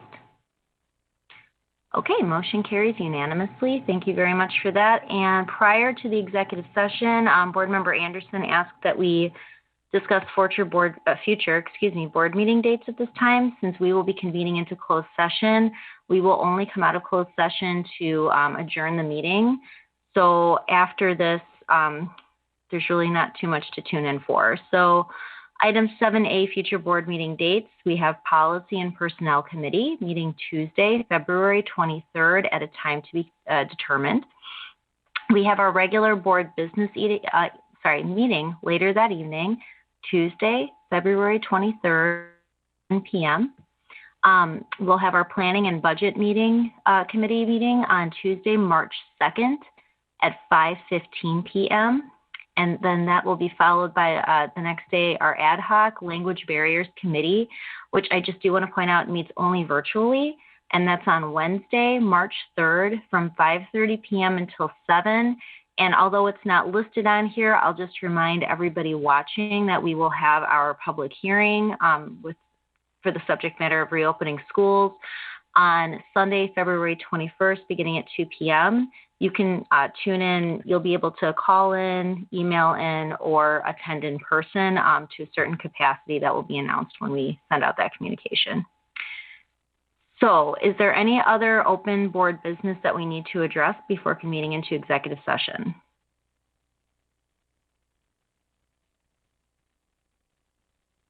Hearing none, I'd like to thank everybody for a very productive open session. And at this time, I'll entertain a motion to go into closed. I'll move to convene the Board of Education into closed session pursuant to Section 19.85, Parent 1, Parent C, relative to considering employment, promotion, compensation, or performance evaluation data of any public employee over which the governmental body has jurisdiction or exercises responsibility. Section 19.85, Parent 1, Parent E, relative to deliberating or negotiating the purchase of public properties, the investing of public funds, or conducting other specified public business whenever competitive or bargaining reasons require a closed session. And Section 19.85, Parent 1, Parent G, conferring with legal counsel for the governmental body who is rendering oral or written advice concerning strategy to be adopted by the board with respect to litigation in which it is or is likely to become involved. Thank you. Is there a second? Second. We have a motion and a second. Is there any discussion at this time? Hearing none, Ms. Shope, could we please have a roll call?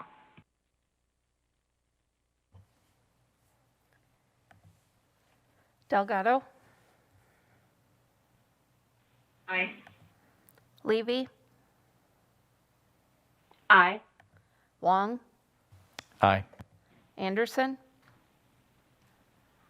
Aye. Jacobs, Aye. Miller. Aye. Motion carried unanimously. All right, thank you very much. We'll see you in closed session.